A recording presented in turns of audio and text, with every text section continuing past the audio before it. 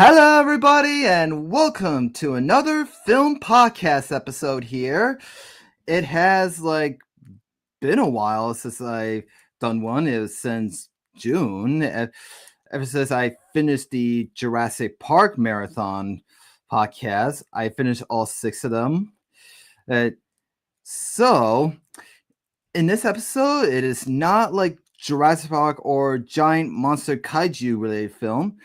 In this episode, we will be talking about the classic film from 1975, one of my favorite childhood shark movies of all time, is Jaws by Steven Spielberg and based on the novel by Peter Benchley. And I'm so glad to do this podcast episode about this classic film to celebrate its 50th anniversary year. I can't believe it's been 50 years.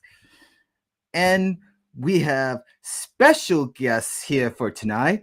And believe me, we're going to need a bigger guest here. Please welcome John LeMay and Eliza Thompson from Kaiju Conversation. Hi. And Nathan from Moss Island Film Vault. Unfortunately, he'll be arriving a few minutes late. I mean, and so yeah, so how are you guys? And I haven't had you on my show for a while, Elijah. It has been a while. John, do you wanna start us off? I've never been on the show, so this is my first time. Thanks, Brandon. Yeah, so I'm glad to have you aboard with me. And I heard about your books that you wrote about. Oh yeah, I got it right here. Jaws Unmade. And maybe I'll do an unboxing episode of one of your books I want to purchase, especially your books about the history of giant kaiju and Godzilla related. Yeah, me and you met at G-Fest before. Yeah. Yeah, I think it was this year we first met.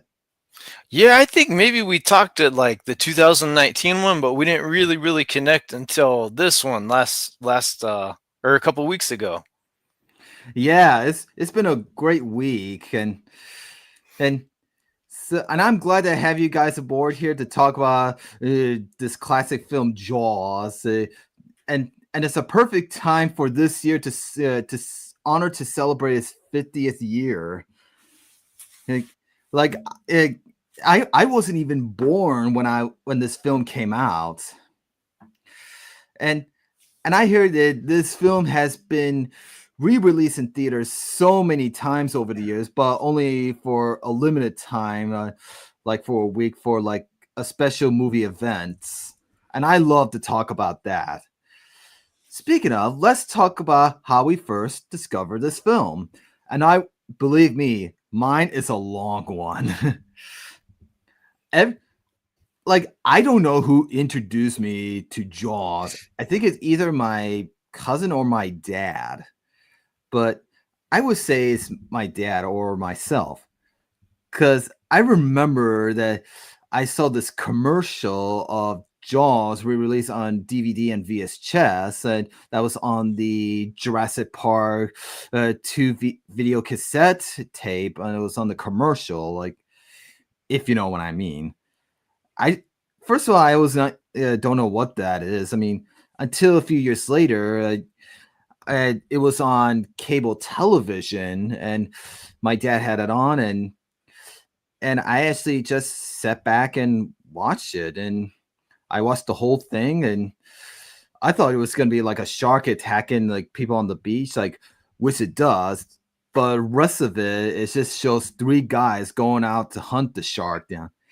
And that film really got me into a big fan of the franchise.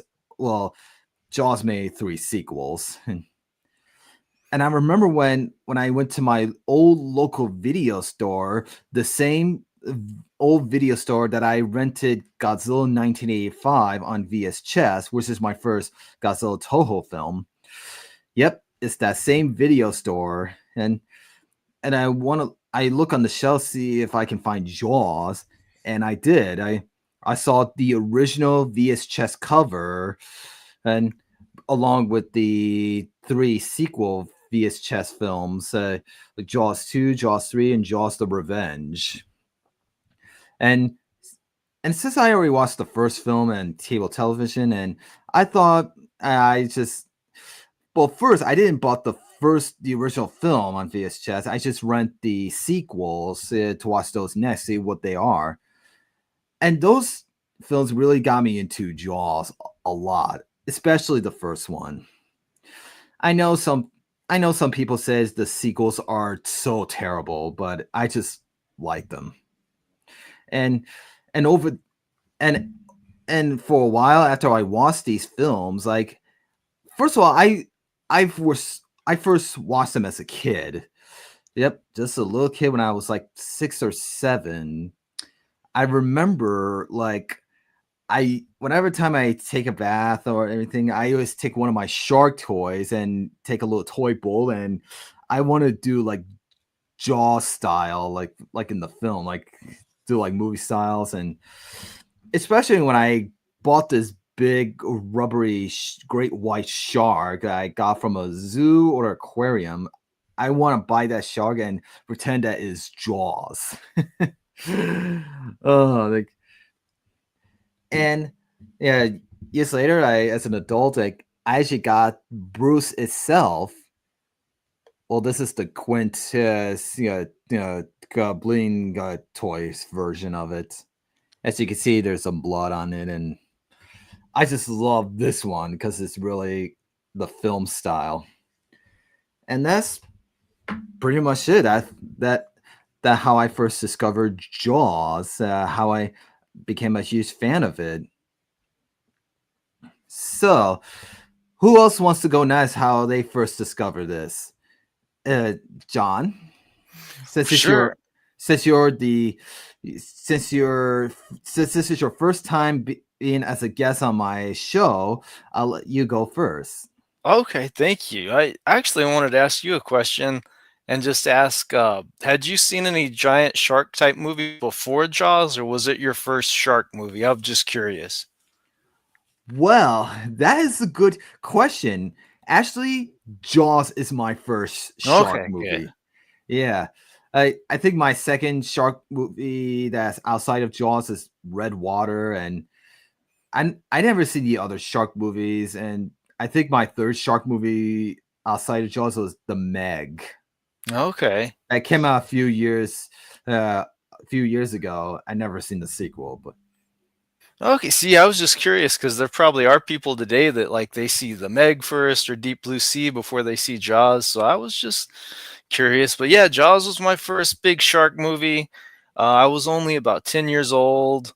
My parents did not let me watch like R-rated movies when I was little, so I'd never seen anything really bloody before like that, or like Halloween or Friday the 13th. That's why they like Godzilla movies. They were usually pretty kid friendly. So yeah, Jaws was probably the most bloody movie I'd ever seen up until that point in my life, and it was pretty scary for me. Like I'd never seen anything quite like that, and it's just a good, solid film all around. And I'm like you though. I also like the sequels. I don't hate on them. I think Jaws 3 is a pretty cool concept overall, and maybe we'll talk about that some more later. And since you yeah. showed off your Jaws toy, I don't really have a figure, but I have this thing for my fish tank that I haven't put in my fish tank yet. So I've got that. Yeah, and I've always wanted that because I used to have a little fish tank with a one fish, and I I always wanted to have like a Jaws model kit for my fish tank, but sadly I don't have one anymore. I used to have a fish. Well, not like this fish. Yeah. Oh, well, thanks for sharing your memories how you first discovered this, John. And Elijah, you're next. Yeah. If I remember right, Jaws is a really like, if I'm gonna be honest, it was probably one of those movies where like I just caught it along the way. It was definitely way after I had seen Jurassic Park and That's Godzilla. how I felt too. This I saw this film like after I became a Jurassic Park fan community guy. Yeah, so for me, it was one of those things where it was just like, I'm trying to think back to when I first saw Jaws. It was probably on VHS. It was probably the Universal VHS. But I'm gonna assume it was like 6 or 7. It was one of those movies definitely where it was like my mother was like, if you want to like movies, you're gonna watch Jaws. And so yeah, I remember Jaws as a kid, and then after that, I definitely watched all the sequels. Jaws 2, Jaws 3D, Jaws the Revenge, usually on VHS. I've upgraded to DVD since then. I don't have any Blu-rays or 4Ks of any of them, but I've I got I had DVDs. I had the movie and the sequels on Blu-ray. Well, I Yeah. had the actual film on Ultra HD, and Yeah. yeah. And I can be honest, I don't like 4K Ultra HD discs as much because because of the I think they dimmed the film a little dark, the lights thing. Yeah, usually, especially if you have like TVs designed for it. I know my new 4K TV is this way, but like the blacks are like black. Like there is no like light gray. It's either black or it's not black. But yeah, I remember watching Jaws as a kid. I just like John, like that was probably the bloodiest movie. Like it's bloodier than Jurassic Park. It was probably the most violent movie I had seen. That's since been changed. And yeah, so I mean, it wasn't. Unfortunately, Jaws wasn't one of those movies where I watched it and I was like, oh wow, like my life has changed. Um, I don't know if anybody really cares to hear this answer, but Jaws was probably my first shark exploitation movie. I have this documentary called Great White Death, I think. I think that's the documentary. I really liked sharks as a kid. Me too. Yeah, so for me, like at my grandparents, there was this shark book that I always looked at. I loved like cookie cutter sharks specifically. So I like sharks. So it kind of was one of those things where it's like, okay, yeah, this is a shark movie. Like I'm gonna like it. And since then, I've kind of drifted my way in, pun intended, to the shark exploitation genre a little bit. With a couple movies, I actually just bought a couple that were made for like sci-fi, the Sci-Fi Channel and whatnot. So I'm still exploring my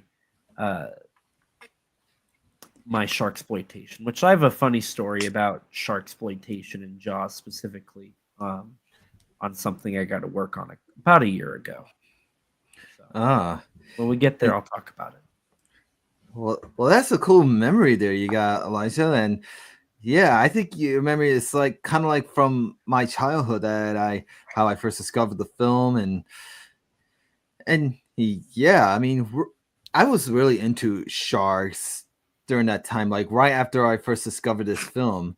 This film high really got me into sharks. I think the one thing I left out, I mean, I remember after I was so into Jaws, became into sharks. I've always go up to my mom as a kid, like I walk up to her and say, I want to go to the beach and go hunt for sharks, and I want to defeat Jaws, and because I know I was like I was just a kid. I wanted to be like Chief Brody and Matt Hooper and Quint, and it's just like in the film to go hunt for a great white. I begged my mom to go to the ocean and beach to go hunt for a great white shark to feed Jaws. But I was just a kid. I was just one. You know, it's interesting you bring up that because my most recent rewatch, which I have a story there that I am excited to talk about, but on my most recent rewatch, I guess it's just with age you kind of realize this. I don't know. But it's really wild. Like, I remember Quint being this like really heroic like hero. And when I rewatched it, like this was about a month and a half ago or so, I was like, wait a minute. Quint is like the worst person you could. Yeah, he is. Yeah, and I like the point when he crashes that beer can, and then Matt did the same thing with the coffee cup, and guys, I've always wanted to bring this up.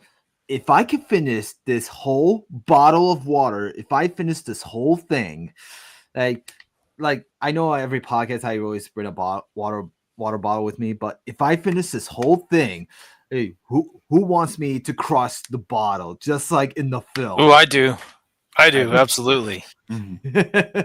I've always wanted to do that because like that scene in the film, like they crush the beer can and the coffee cup. Oh, that was classic. And I'll save this for Nathan when he comes up, and I'll save that to share here how he first discovered this film. And so before we talk about the history of this classic film, let's talk about the original novel by Peter Benchley.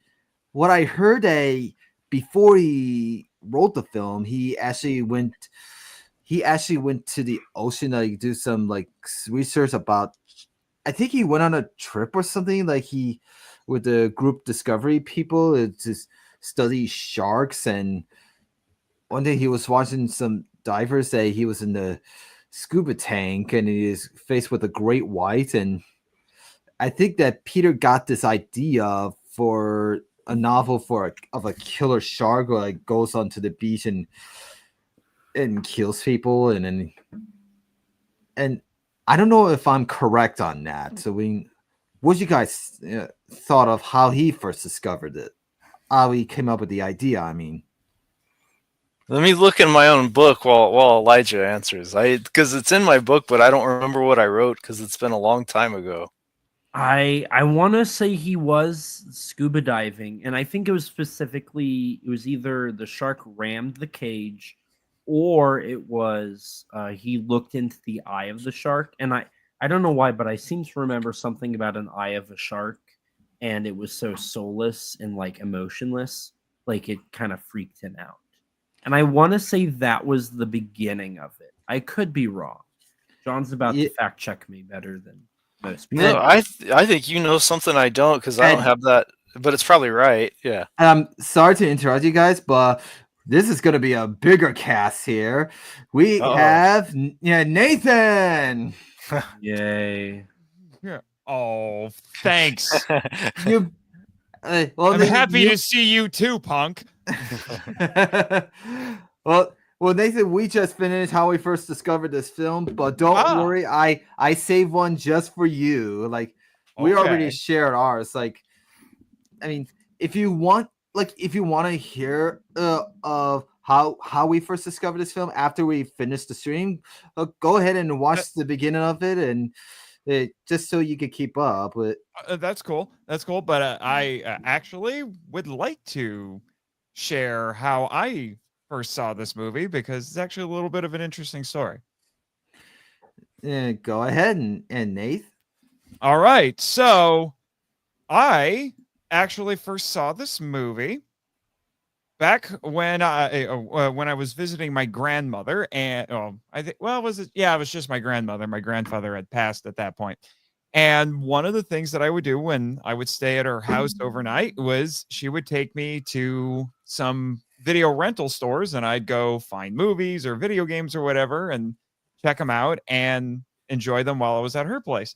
So we went over to this Mon Pop video store. Remember those? And I wandered through the horror section, which is a section I didn't typically go to. Although weirdly enough, this particular store put Godzilla movies in the horror section, which always baffled me a little bit. But I wandered through there I had always heard about Jaws, but I had never seen it. Found it in the horror section right next to all 3 sequels. And I was like, all right, I'm going to watch this because apparently it's Steven Spielberg and it's supposed to be one of the best movies ever, apparently. So I checked it out, watched it. And funny enough, one of my aunts came to visit not long afterward. Dun, dun, dun, dun, dun, dun. And I was still a little, frazzled from the movie. The adrenaline hadn't quite worn off yet. She's like, "Oh, it scared you, didn't it?" And it's like, yeah, kind of. So, yeah, that's my story. Visiting grandma and going to a mom pop video store. Well, thanks for sharing your memories, and Nathan. And yeah, and when you brought up at the video store that you saw Jaws and saw some Godzilla films, I mean, I just brought up I first rented Jaws on VHS at the same local video store that I rented my very first Toho Godzilla film, Godzilla 1985. Mm-hmm. Yep, the same video store. And so so anyway, so since you already finished your discovery of this film, I mean, so let's get back to the original novel by Peter Benchley. I have opinions. So just as a fact check for myself real quick, I did a quick search and it was just Benchley really liked sharks. And he had this idea in his head for years about what if a shark came to a beach and wouldn't go away. And he pitched that and he got it made. Yeah, and I know that Jaws wasn't the first shark movie that I think. There was a shark movie before that. I think it was, I forgot what it's called. It was, Shark movies sharks were pretty, like, I know there's my expertise in the sharksploitation genre kind of goes into the Japanese side of things, but there's a 60s, I believe, early 60s film that depending on who you ask in Japan is considered the first Japanese shark movie. But they only make a brief cameo in it, if I remember right. They're not the main focal point. There was a 1971 documentary called Blue Ocean Great White Shark or something. That was kind of one of the first major things produced in the. Yeah, that's what I heard. Yeah. I mean, Elijah, you forgot about the most important Japanese shark movie, Gamera versus Zigra. That does predate it. That's true.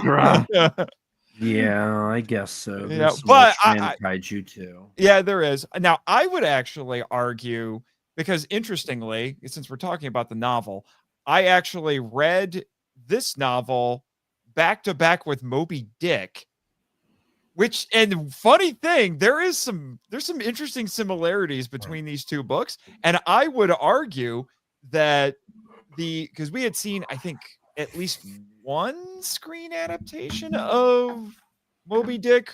2 or 3, I think. Yeah, there was a couple of them. There was a high profile one in the mid 50s. Yeah. And I want to say there was one in the 60s and one like a silent movie, right? That sounds right. I could be. I'm not sure. Well, and then you might also want to count The Whale God, as a kind of a loose adaptation of that. But when you look at it, so I would say that those Moby Dick adaptations, they're whales, not sharks. But there's watching this movie again after seeing, that Moby Dick movie, watching The Whale God, I'm like, those movies kind of paved the way for this. They just changed the animal that it was the antagonist. Which is ironic considering what Jaws would go on to influence and kind of. Yeah, for sure. Yeah, for sure. But the novel was a bestseller. But I'm gonna be honest with you guys. Oh wait, sorry. Yeah, I mean, before I just brought up to John and Elijah. I mean, Nathan, I want to ask you this: if I could finish this whole bottle of water, the whole thing, will you want me just to crush it, just like Quint did in the film? Do it. Do it. We have 3 votes. Do it. All right. But anyway, like I said, the novel was a bestseller, but I'm going to be honest with you guys. I'm sure a lot of you have heard the book is always better rule. So if there's a movie based on a book, the book is always better. I have a short list of exceptions. Jaws is one of them. Ready Player One's another. Does anyone care if I spoil the novel? I already John, you've read the novel, right? Oh, I never read it, but I did some research about the novel. Okay, but I'm just saying, John, you've read it, right? I haven't read it, but I know the details pretty much. Okay. Yeah. So, I already know this. I know a couple of things about the novel. I mean, when Peter was starting to write it, I mean, after he wrote the novel, I mean, he has like a hard time coming up with a title for it. It was going to be like the Leviathan on the beach thing. I mean, is he trying to come up with a few titles of it? I mean, the Killer on the Island or something. I mean, one was Stillness in the Water. That was the one they almost went with. Actually, that one sounds pretty good. Gotta admit, it's very poetic, but Jaws is very primal and simple. Yeah, he like it took him like I think a month to come up with a title because he has a hard time coming up with one. Mm-hmm. Suddenly, one guy comes in and he asks him like, come up with a one short title. It says, "Why not Jaws?" And he thought he was just like joking, and he thought it was first after he confirmed with the name for it of Jaws. I think a friend of his thought that this novel could be like about a dentist documentary novel. Oh my gosh! Yeah, because that doesn't make sense. But yeah, I'm going to be honest with you. The book is fine in the first half, and then the second half it just comes off the rails. The characters are not near, especially Hooper in the book is not nearly as likable. Hooper is an a-hole. Devious. He's an a-hole in the book. And my biggest problem with it is there is this whole subplot that comes in about halfway through the book and completely takes it over, where Hooper has an affair with Brody's wife. Yeah. And I hated every second of it while I was reading this book. I'm like, I came for the shark. I didn't come from a salacious romance novel. Can we go back to the shark? Go back to the shark, please. Go back to the shark. And the shark just disappears for this whole subplot. And I thought, okay, fine. This was stupid. But if Benchley at least uses it later in the book, maybe to create some tension between Hooper and Brody, maybe he finds out while they're out at sea that the affair happened, and then that causes some character conflicts. Like, nope, there's like one moment of awkwardness, and then it never gets brought up again. And I'm like, I hate you. If I remember right, don't they also like Brody is like a really like absent like father? He's never around. Like, don't they also paint Brody as a very it's been a hot second, but since I read it, but that sounds about right. Yeah, and there's a lot of things that are added by Spielberg in the movie that make it better. The entire USS Indianapolis speech, that whole scene is not in the book. Yeah, that alone makes the movie better. This is why I like comparing to the film to the novel. It's like, I'm sorry to interrupt.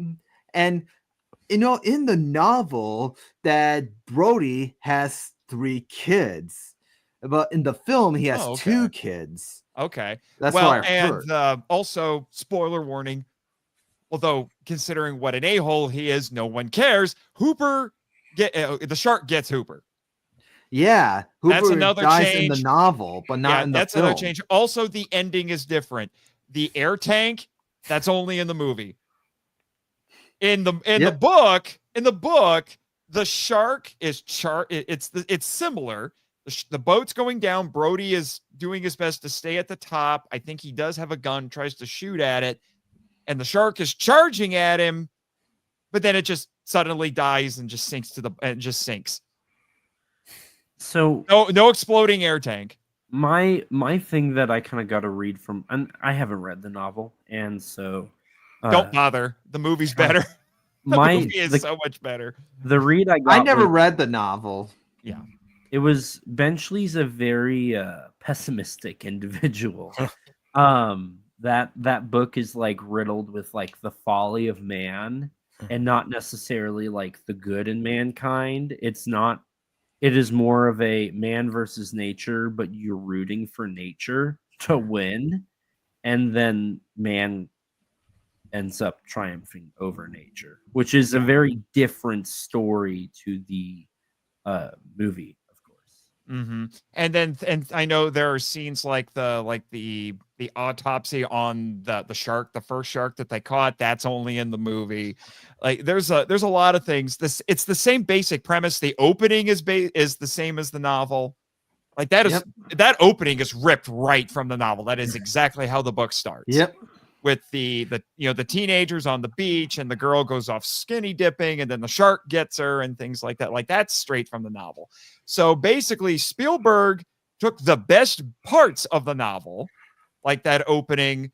Quint is in the book, and he's basically the same as he is in the movie. So he took all the best things about the novel, put it in the movie, and then, because I honestly think Spielberg's a better storyteller than Benchley, he took it and made it better. So yes, that is on my short list of exceptions. And also, Peter Benchley did make a cameo in the film as a news reporter. Yeah. I also said that he got co-screenwriter credit. I have to think he wrote the first draft, and then there's another screenwriter credit. I'm guessing he came in and then did a second draft and probably made it better. Oh, and I never read the novel, but I always wanted to maybe order it someday and maybe do an unboxing video of the original novel, and maybe read it. I mean, comparing the difference, and I know the novel, like you said, that Matt Hooper is having an affair with Brody's wife, and I hated it so much because pointless. Pointless. Like which I didn't even know until weeks before I did this podcast and before I did the research, and that my stepdad told me. I was like, I didn't know that. Looks like we have a guess in the comments. The movie Attic. Yeah. Hey guys, believe it or not, I have never seen Jaws. So, I was poor deprived child. Yeah, really. You should definitely go check that out. Movie Attic. It's a really classic Spielberg film. Oh yeah. Actually, this was Spielberg's breakout movie. Mm-hmm. Wasn't his first movie, but it was his breakout movie. I think before this, he had directed 2 films. 3. Yeah, it was Duel. Three. Yeah, Duel, which is fantastic. It's a TV movie, and I know he did a Columbo TV movie, which I think was technically his first. He wrote. So his first movie is called Emblem. It was a independent movie. Yes. That was the first one. Then he did write and direct a couple episodes of Columbo. Then he did Duel, and then he did the Sugarland Express. Oh, that's right. Jaws. Yeah, I gotta say, I never seen the movie Duel. Like, I thought that's one of Spielberg's first films he did. Yeah, it is so good. I never seen it. Duel is a very interesting case study because it's essentially like you give a guy a prompt. How do you make a movie out of this idea? And he just runs with that idea and doesn't change at all. Yeah. And Brendan, do you know what Duel is about? I don't know, but is it about this monster truck thing that comes to life and then No. It's about a guy driving a sports car out in the desert. So probably John's neck of the woods, judging by the location. And he ticks off a semi-truck driver. We never see the semi-truck driver's face, but he like cuts him off on the road. And then for the rest of the movie, this truck driver is trying to get this guy killed. Like he's trying to run him off the road. There's a scene where he comes up behind him and tries to push his car into a train because they're stopped at a train stop. He's just the whole movie. He's just trying to get this guy killed. Well, if I remember right, there's also like this whole thing about how it might be supernatural, but it might not be. It's similar to Jaws. Yeah. I'm sorry to interrupt, Alexa, but yeah, what I heard in the Jaws /50th documentary film that I watched on Disney Plus. I mean, you guys should check out that documentary film. It's really good, and it's also on the new 4K. Yeah, that Jaws is almost like a sequel to Duels or similar to Duels. People generally say that Spielberg practiced with Duel so he could make Jaws. yeah, and what else I was gonna say? And I heard before we get more into the film, I heard that Jaws is coming back to theaters again at the end of August. Is it end of August? Mm-hmm. I thought it would. They already did it, but okay. Yeah, August. Woo! I have actually seen it in a movie theater. A couple of years ago. There's a theater in Fort Wayne. It was called the Cinema Grill. Unfortunately, it did not survive COVID. And the idea was that it's a restaurant and a movie theater. So you would come in, a waitress would come over, give you a menu. You pick some items off the menu. They take it back. They go make it while you're watching the movie. And then you can eat your dinner while watching the movie. It's pretty cool. That's where I saw it. Yeah, believe me, I saw Jaws in theaters so many times when it comes out, and I think I explained it to the guys. I mean, that Jaws always had some movie theaters had this special movie event going on that's showing classic films, especially Jaws. They always come out during summer. I seen it in theaters a few times ever since its 40th anniversary year, like 10 years ago. I saw it with my step. That was the first time I ever saw Jaws in theaters. And I did saw it in theaters again. Like I think last year I saw it in theaters, and I think a few years passed, and and I can't wait to see Jaws in theaters again. I think this is going to be my 5th time, but this time in IMAX. IMAX. Dang. That's going to be a big mouth. It says it in the trailer. Okay. I'm going to have to send you that. I mean, it's interesting because Jaws is credited with creating the summer blockbuster. It was the first movie that made over $100 million at the box office in July. It's crazy. Yeah, there was cinema before Jaws, and then for a short time there was cinema after Jaws, and then Star Wars came along and changed cinema again.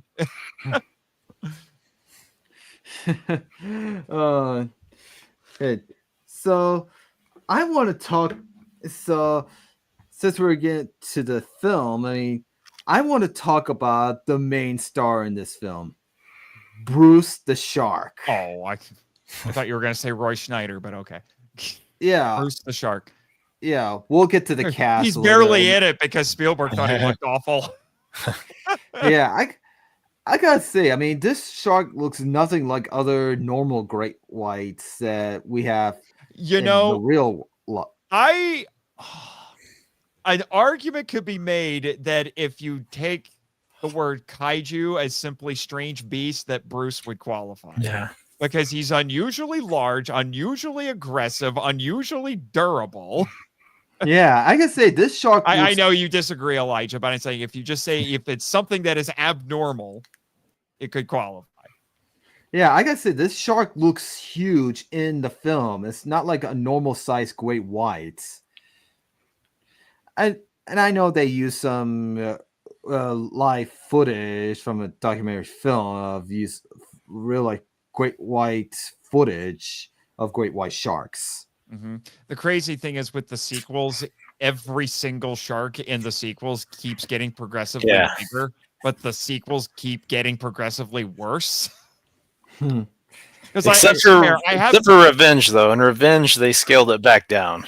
Yeah, but I haven't seen The Revenge. I've Oh, only seen okay. the other. I've only What? seen 2 and 3, and I haven't seen 2 and 3 in ages. But if I remember correctly, because this was 25 feet. In Jaws 2, it's 30. Jaws 3, it's 35. Yeah. It keeps getting bigger and bigger, but then Jaws the Revenge is like, the original shark has come back from the dead to kill us all. I'm like, what? No, the shark has like a real backstory. Have you ever heard like the fictional backstory of the shark, Brendan? I'm not sure. I don't know. Okay, so this is like the backstory according to the novel. So Bruce in Jaws 1 is a male. Then the shark in Jaws 2 is supposed to be the bigger female mate, Brucette. I think they call her Brucette, What? right? Wait, the shark in Jaws Okay. 2 is a female? I thought it Yeah. was Jaws the Revenge that was the mate. What? So One of thought- them, yeah, they're all related though. So It's an I entire family of giant Yeah. angry great whites. and I so- thought the one in Jaws 3 is a female because it I has think an it is offspring too. in it. Jaws 3 is the mother of a baby shark that died in Taxi World. The Jaws in Jaws the Revenge is the mate of the shark that died in Jaws, and it's a woman. We know it's a woman because whenever you kill the woman's man, she wanted to kill the entire family. Jaws 2, I don't know. I think they just made that one because it made money. Yeah. I'm gonna be Yeah. honest, I was just Well- saying, I only remember Jaws 2 having one genuinely scary moment, and then after that, I was just like, okay, Yeah, but it we're exists. but we're not here to talk about the sequels. I know we're we're not here talking to talk about this. we're talking about the original, the best Oscar-winning award film, and Arguably and- the only good shark movie, but and guys, and I can't promise this. I don't know if I don't know if I'm gonna do a Jaws podcast marathon of the sequels have fun with after that. this. No, if you do, Nathan has to watch Jaws the Revenge. He has Oh to. my gosh! Yeah, And there's an I- unofficial Jaws 5 that was Jaws made 5 in is Italy. cruel. I Yeah. can't Yeah. promise you guys that. I just don't know if I'm gonna do a podcast marathon about the Yeah. sequels. You should 'Cause, you know, do a podcast Because people say that it was terrible. You should do a podcast on the movie Sharkdemic. Shark. It's because Elijah did all the special features.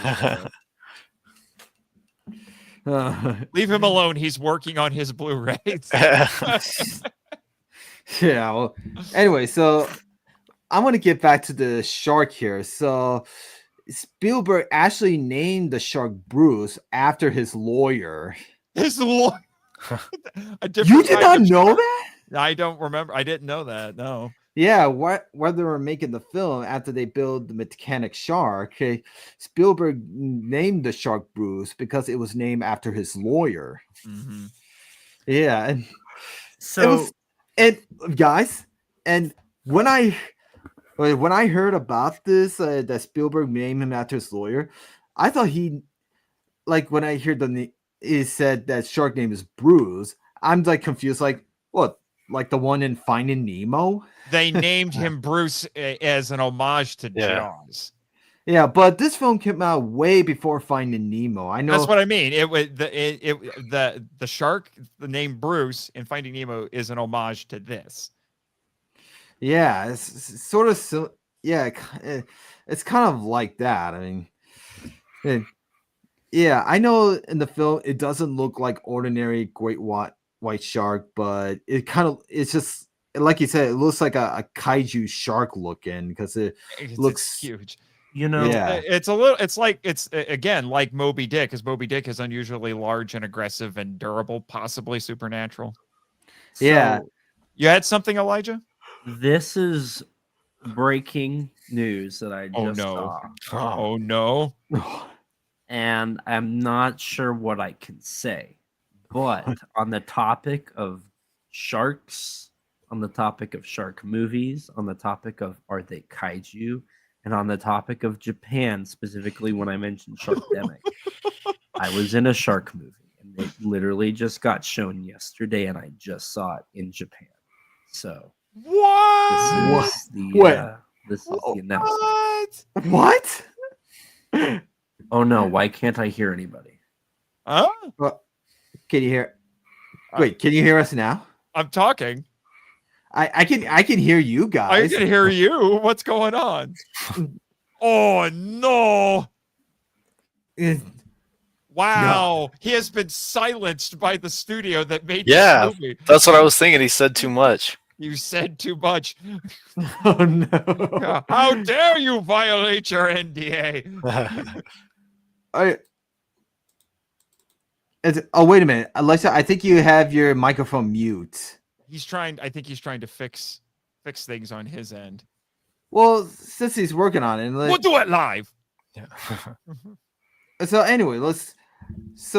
anyway, let's get back to the shark. So yeah, like I said, it doesn't look like a normal great white shark. It's like more like a giant kaiju shark. But I just love the animatronic look into it, and I think the guy who designed the animatronic, I think it was the same guy who did the giant squid in this Disney film called 50,000 20,000 Leagues Under the Sea. Yeah, that he designed the animatronic squid and Giant Leaps Under the Sea. That's a Disney film, and he did the animatronic shark for this. Yeah. Did you hear what I said? That Spielberg actually thought it looked terrible. That's why you hardly see it. Yeah, I think he did mention that. I mean, yeah, he did not like how it looked. He thought it looked fake, and which I think is actually one of the most brilliant things about this movie is because you hardly ever see the thing, which makes it scarier. Because it's the fear of the unknown. Yeah. And we lost Elijah, so hopefully he'll be back soon. Oh, and he missed the bottle crush. Oh, the bottle crushing! No. I did it like in the film. Yeah. He left at just the wrong moment. But that's why, like I said, you hardly ever see it. And to be honest, I can understand why Spielberg would feel that way.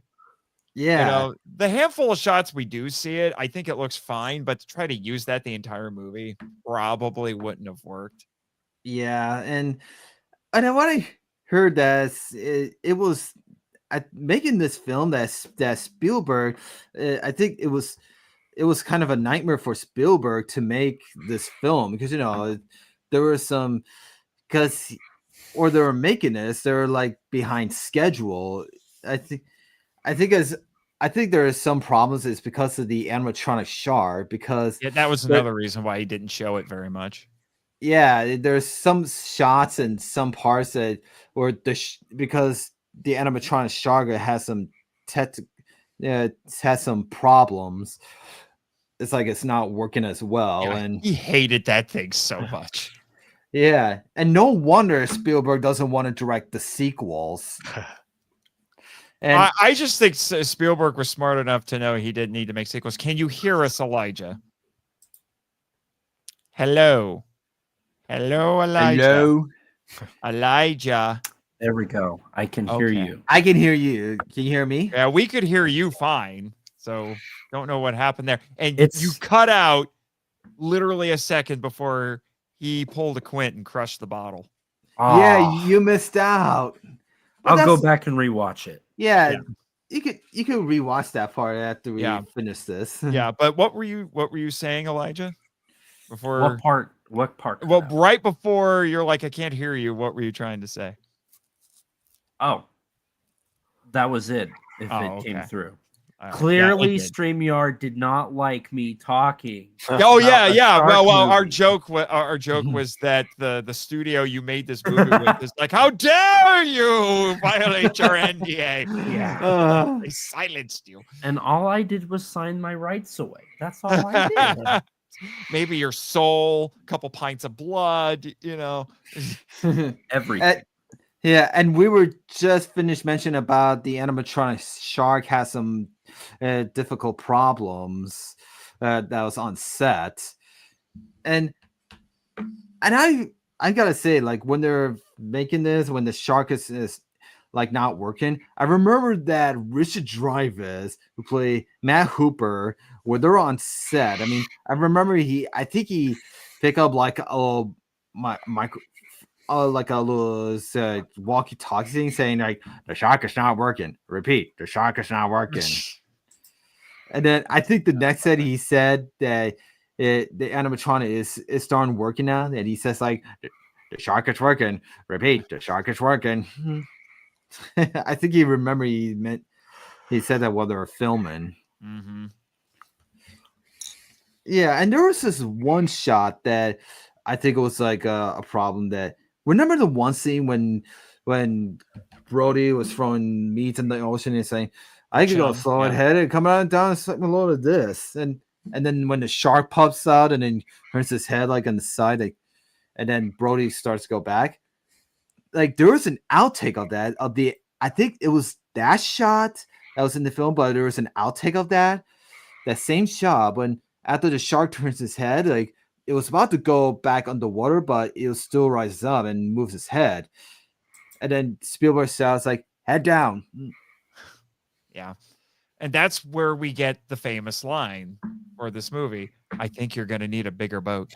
Yeah. Which it didn't came from one of the writers or director. Actually, Roy Scheider actually came up with that line. He ad-libbed it? Yeah, I think I remember hearing that actually.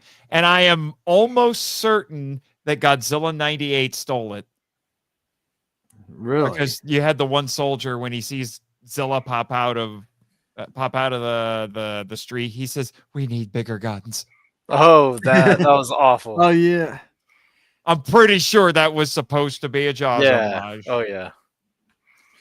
Yeah, and I know that's a one classic famous line in the film. We're going to need a bigger boat, and they use that line in some TV shows and other movies. I think correct me if I'm wrong, Elijah, or John, for that matter, any of you really. I'm pretty sure AFI listed that as one of their I can't remember if it was top 50 or top 100 greatest movie lines.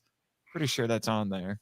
Yeah, I mean, I can go grab a magazine right now that lists top like 50 greatest science fiction films, and Jaws, I'm pretty sure it's top 5. Oh yeah. Jaws has made it onto several AFI lists. So the thing about yeah, let's confirm. It says it made it on the list. Okay.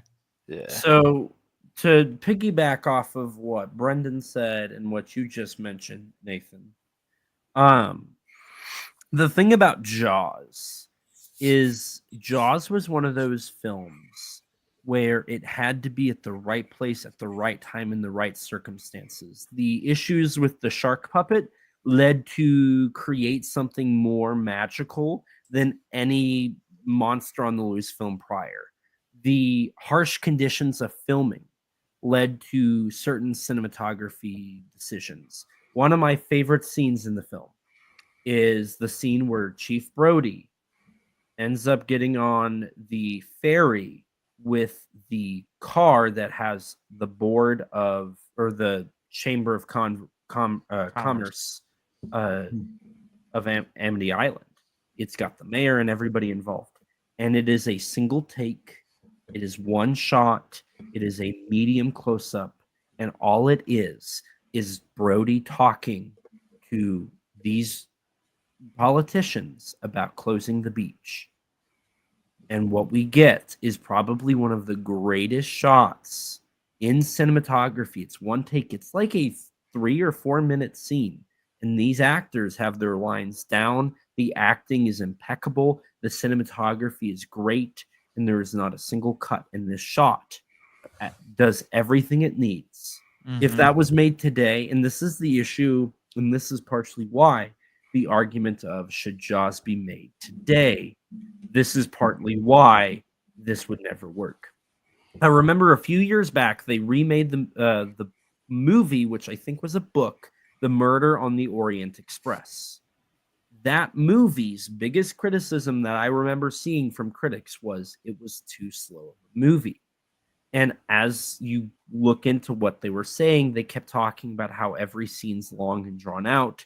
There's not many cuts. It's a very slow-paced movie with lacks of edits. And in a world where 30-second reels, whether it be TikToks, YouTube Shorts, Instagram Reels, Facebook Reels, whatever the case may be, in a world where stuff like that exists, you can't appreciate stuff like that decision to make a single take 3 to 4 minute scene with these people talking about the political aspects of a shark attack on the weekend of 4th of July.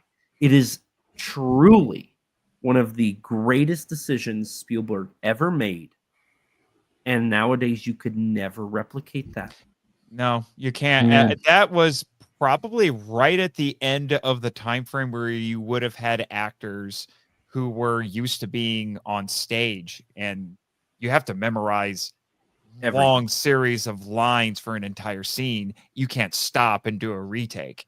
You Yeah, did it and- all. That's why you watch older movies, and a lot of times, yeah, they have longer lingering shots, and there's fewer cuts because these actors know how to. They just memorize whole scripts and then they go. Yeah, and I gotta say, this film is like perfect to watch on either on or before the 4th of July.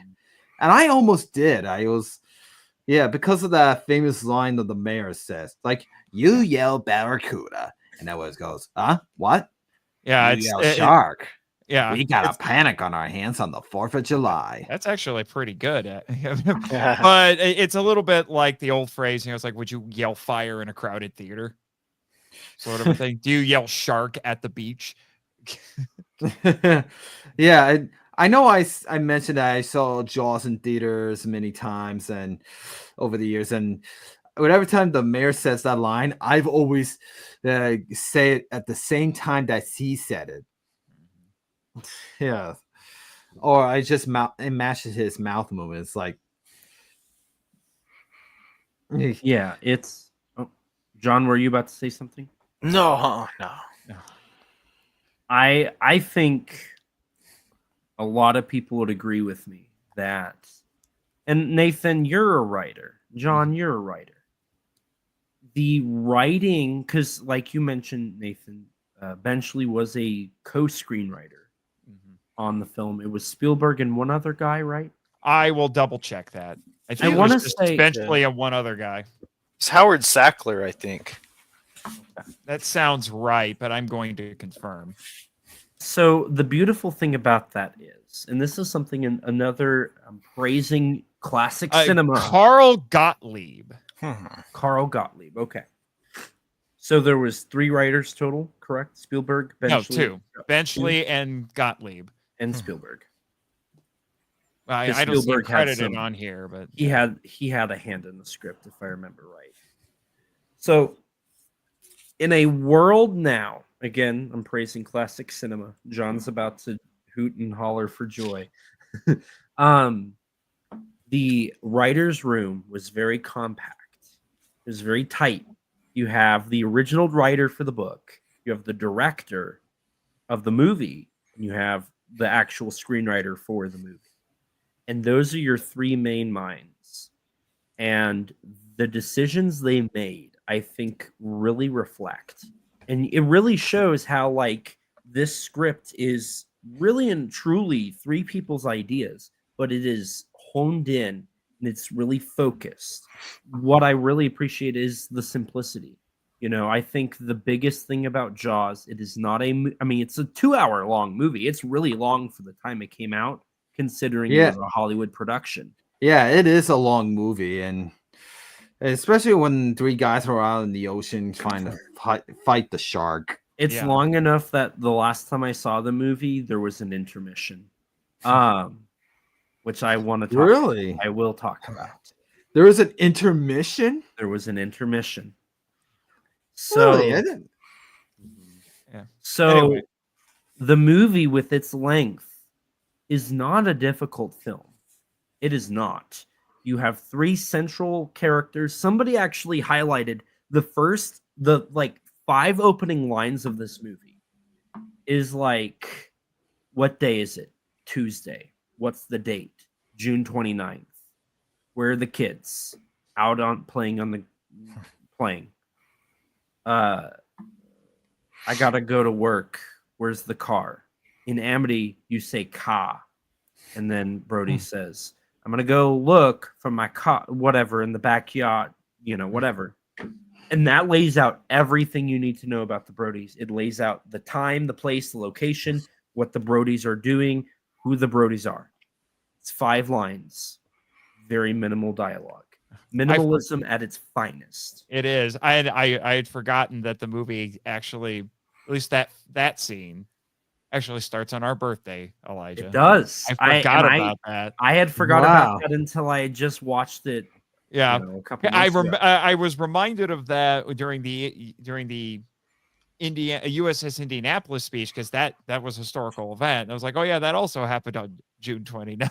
So our birthday's all over this movie. Wow. So this film came out like, was it on your birthday or this? No. When when the movie starts, it's actually on June 29th, which is mine and Elijah's birthday. Wow.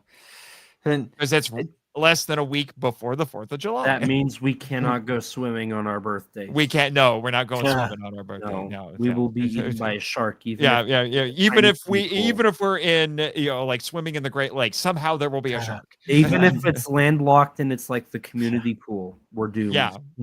It'll be a ghost shark. I mean, I've seen enough. I have seen enough low-budget shark movies come out that to know that sharks can go anywhere. Yeah, house shark. We're not safe on our toilet. Well shark. Yeah, I have a well too. I'm double screwed. I got well. I got. If it's not a shark, it's gonna be the ring girl. Do you guys want to?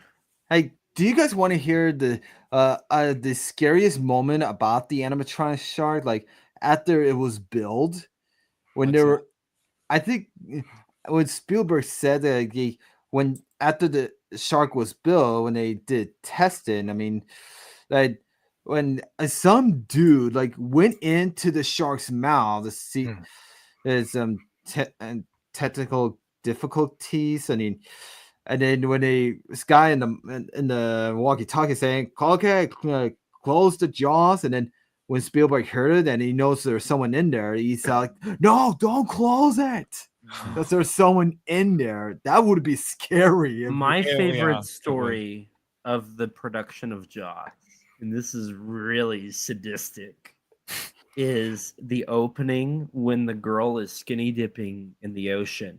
The way it was shot was she was in the ocean, I believe, like the real ocean. They had the camera set up and she had this string tied to her foot, and Spielberg would pull it when he wanted her to get jerked. And so she had no idea. And so Spielberg just kept jerking her around and she started drowning. And so she's screaming bloody murder because Spielberg's drowning her. Oh my God. And that's the take we see in the movie. Oh my gosh, that is brilliant. Yeah, that's what I was going to get to next. That's not acting. I'm pretty sure she also injured her rib cage or something too during the filming. I think that she said she wasn't actually injured. I think that's what she said. I mean, after they film it. I mean, yeah, I was just about to get to that opening scene of Christy on skinny dipping with this boy that she just met. I mean, Summer nights, let me tell you. Clearly, the opening of this movie is almost like a slasher movie, to be honest. Yeah, I mean, the young couple about to do young coupley things. The girl is, completely vulnerable as can be, and the boy is nowhere to be found because he's drunk and passing out. So he's not there to help her. Yeah, and I know we have Blu-rays and VHS of this film. I mean, I think and DVDs. I mean, I think there was if you watch either one of those, I mean, especially the DVDs or especially they remastered this in 4K. You can see boobs. There are boobs. Clearly, Yeah, and then clearly, Elijah mean- checked. I watched Yeah. for the plot. That's my Yeah, I plot. mean, Yeah, you watch it. especially the VS chest when they actually made some shadowy, dark spots on Chrissy's like, Was that on body. purpose, or is it just because VHS doesn't look as good? Because if they haven't put the shadowy dark spots on the Chrissy's body in that opening, film would definitely be an R-rated if they shows fully nudity. But since they have these shadowy spots, I mean, I know back then they don't have PG-13s back then. No, this was a decade before. There was an R-rated cut of the movie. Really? Wow. Yes. John, do you know about this? I knew about the R-rated Jaws 2, but I forgot about Jaws 1. So there was the only thing that made Jaws rated R was it's during the attack of the guy that's in the canoe that goes up to the kids in the what is that called? The lagoon? Yeah, they're in the lagoon. Yeah. Are you talking about this outtake that the guy was carrying Mike and that's the older brother, and then the shark was still it had that guy in his mouth, and I think it's by his legs, and his guy's mouth was bleeding, but he was holding Mike and right in front of him. Were you talking about that part? So if I remember right, from what I recall, that is a part of it. That scene was taken out because they didn't like it. But the shot of the leg floating to the bottom of the ocean was extended. And that's what created the rated R version of Jaws. So when they went to the MPAA, now the MPA, that scene was what gave them the rated R for violence and blood. So then they went back and cut that scene, and then they had a PG version of the film. Wow. Wow. This is why the MPAA's ratings confuse me. Yeah, as I mentioned They about cut out what, 3 seconds? Yeah. And got a completely different rating. I mean, they will change your rating based on the color of the blood that's shown in your movie. Yeah, actually, that is true. There in Star Trek 6, it almost got an R rating just because there's a scene where a bunch of Klingons get shot with phasers and it's in 0G, so the blood's I remember spewing that all over and floating around.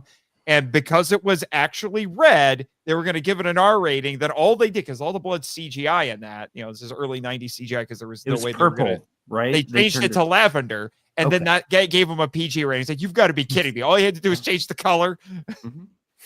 Yeah, it's still a really gory that's scene, really. But and that's why I did mention about that one outtake scene. It was supposed to, because they took that out of the film because the guy carrying Mike and the shark was actually holding him. It's like it was biting his legs and all the blood coming out of his mouth. That's what I was talking about. If you talk about that scene, it's like if they put that in the film, they would make this an R rated. Yeah, it's probably good that it didn't get an R rating, because that would have limited its audience. Because I just looked up, if Wikipedia is to be believed, good grief, this has to be one of the most profitable movies ever.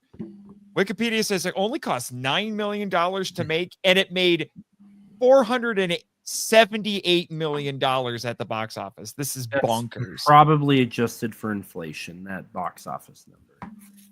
Yeah, and also I want to talk about this I want to first of all, let's get back to Christy as the first shark victim. It was like, first of all, she only has the one part in the beginning. I mean, I know she's played by the actress who just passed away last year. Oh, really?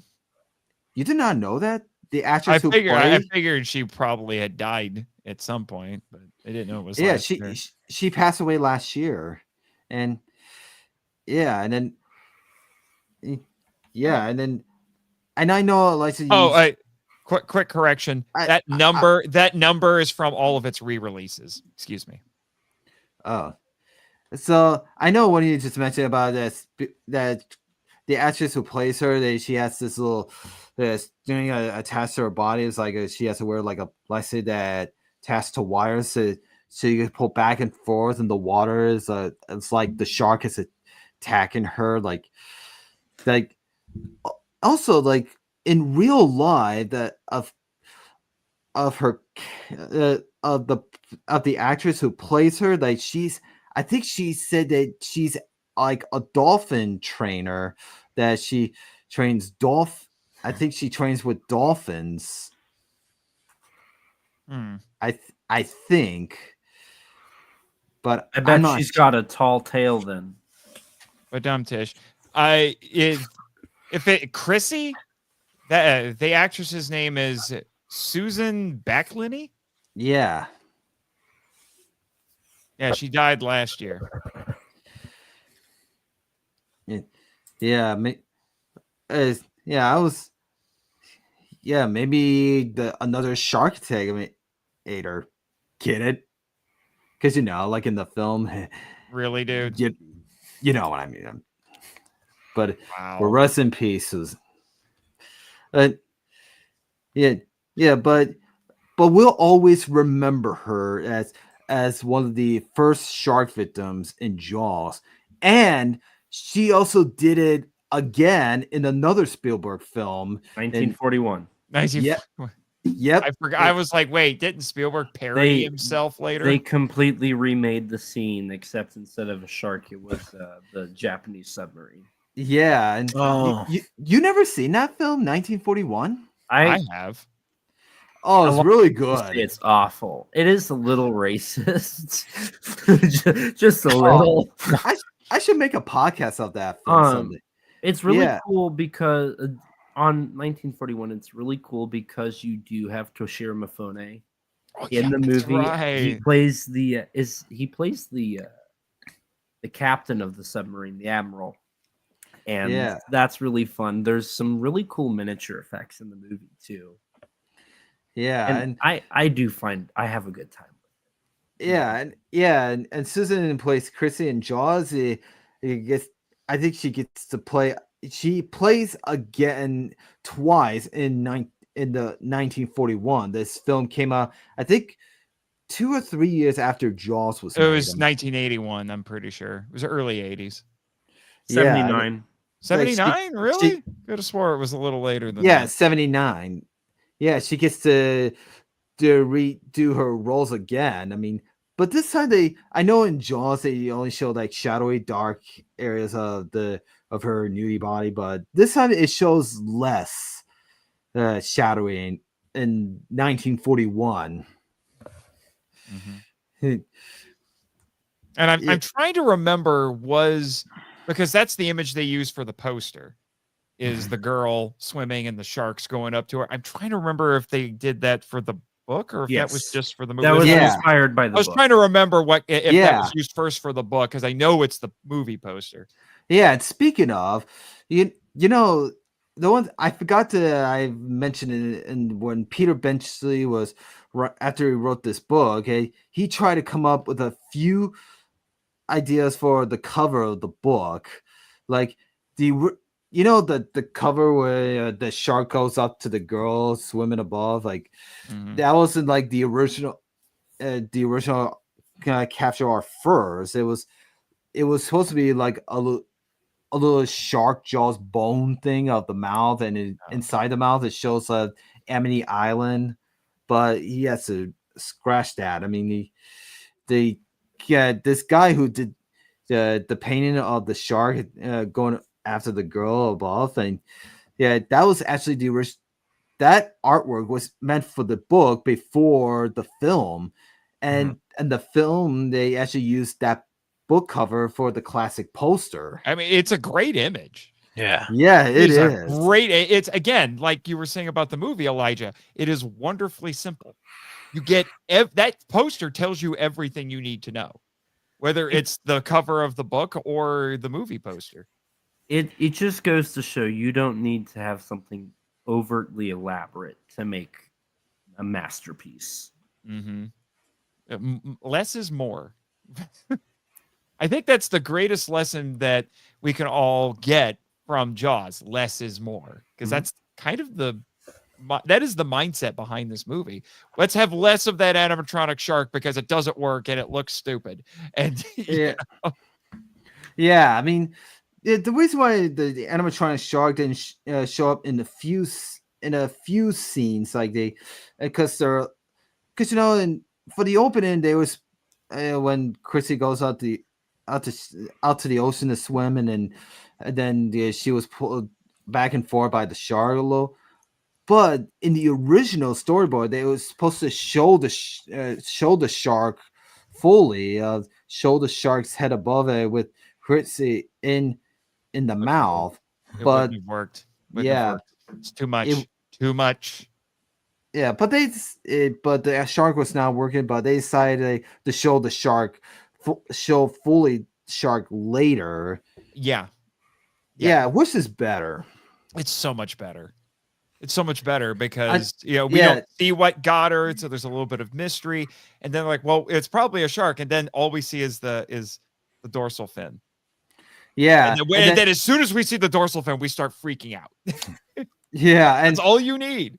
And then after the guy got knocked down on this little boat in the lagoon, and if you look in the water, you can easily see the shark in the water, the animatronic like twisted over, and then the guy being dragged in. Mm-hmm. Yeah, that's like the fully first appearance of the shark. Mm-hmm. Yeah, and I love the part when the girls on the beach heard the guy screaming, and then it shows another shot of the guy getting eaten alive by Bruce, and then it shows his fully face of half of it. That scene almost look realistic. Yeah, you would actually, this is something you would know, Elijah. Did anyone here catch the Hitchcockian shot that Spielberg did in this? You would know this, Elijah. This movie's riddled with Hitchcock. Yeah, like, but specifically the birds. Yes, but the scene I'm thinking of specifically is the Vertigo shot. What? Yes, the Vertigo shot. Yep, that's what it's called. It's a reaction of Brody when he knows that the kid's being attacked out in the ocean, and it's this really crazy close up. This was invented by. Oh, you know what, Elijah? You tell the story. So the Vertigo shot, and it is called Vertigo shot. That is what its name is. Because it's from the movie Vertigo. Correct. It is this shot where the camera is coming towards you, but it is zooming out. So it starts off zoomed in at a far distance. And as it's moving, it is zooming out, and it creates this distortion in the image where whatever's in focus looks like it's moving, and the background continues to get Are you talking about that? You talk about that scene when Brody actually saw Alex the kids being attacked. Yeah, it's like I can say that's an amazing shot. Mm-hmm. That was invented by Alfred Hitchcock for the movie Vertigo. This film, what I really appreciate at the end of the day is this is the perfect. I mean, it was the creation of the modern blockbuster, because what happens after Jaws? Star Wars. What happens after Star Wars? a long list. A lot of things. But Jaws, at certain points, feels like a classic Hollywood era film. And so it is this perfect transition movie from the old to the new, from a director that is emerging, that later becomes Hollywood's highest performing director of all time. Yeah. Period. Yeah. Period. Yeah. Period. And then gets referenced in a Godzilla movie. That's when you know you've made it. Yeah, and also I love the second shark victim scene, that of Alex goes in the ocean with the little raft. Yeah. That's how you know how bold this movie is. They actually kill a kid. Yeah. There are two ways to make your antagonist completely irredeemable to audiences. He either has to kill the dog or he has to kill a kid. Yeah. Yeah, and didn't they do both? I think he kills a dog too off screen, I think. Pippin. Yeah, it was off screen. Deadbed, come on. Deadbed. And when they did that shot, I mean, I think they used the animatronic shark, and then and Alex on the raft that is actually used a mannequin on the raft. Yeah. I think that shot is like when the shows a little dark shadowy on the shark and the raft, and when the kids after the camera was shooting for Alex's legs for a close up underwater. Mm-hmm. Yeah, they used that part. Yeah. You know, And I'm pretty sure there was an alternate take. Yeah, Really? there Yeah. is. What And happens in the alternate take? Oh, sorry. I was, and you know the blood exploding everywhere in the water, and then Alex jumps out like, Yeah. you know what that blood come from was actually when they're filming that shot, they actually use an exploding barrel that's full of fake blood, and and the kid who played Alex in that party, he has to jump out, and then the guys on the wall had to pull him back down. Okay. And I heard that the actor who played Alex, I mean, after they shoot that part, he actually got some of that fake blood in his eyes, and they had to, Yeah. yeah, and he has to wait for a while until he's all good for like I think another shot, I think. Yeah. But I'm not. I don't know what they made fake blood out of back then. Yeah, that's the one thing I'm not sure of. I mean, especially when that outtake of Quentin getting bitten by the shark. I mean, Yeah. there's an outtake video of it. They had some fake blood coming out of his mouth, and in the outtake, he actually got blood on his eyes. Yeah. Now, you guys were saying that there was an alternate shot. It's like the shark is like out of the head's like out of the water over the raft about to come down on him. It's a really scary still image, but I haven't seen it like moving. I just see the still image of the shark head like kind of like over the raft. Mm-hmm. Yeah. Is that what you were going to say, Elijah? Yeah. I was just going to let John do it because he hasn't really been able to provide a lot here. You kind of have to make John talk. Yeah, I'm happy being in my little corner. Yeah. One of the two to bring this up, because Brendan, you've talked a lot about this. I've talked a lot about this. John, you know a lot about this. Nathan, you know a lot about this. I think Jaws is one of the earliest films where you can see them documenting the production thoroughly. Kong 76 is the same way. Like there is a bottomless pit of information on that movie as well. Yeah. And you see it with Jaws. I mean, there's been my copy is an anniversary copy that came with a production book. There's commentaries. There's like documentaries. I think they just did another one for Shark Week. Yeah, I'm pretty sure. Isn't this one of the few movies that Spielberg's actually done a commentary for? I think. I don't know. He doesn't do a lot of commentaries because he's busy making bangers. I know. I think this is one of the rare exceptions. I think he might have done one for Fablemans. Maybe he didn't. Yeah. I don't remember. But yeah, no, he knows his stuff. And I love how this film, like, this is one of those films where it's like, if you want film school, don't pay $50,000. Go buy like $300 worth of stuff, and you have got a treasure trove.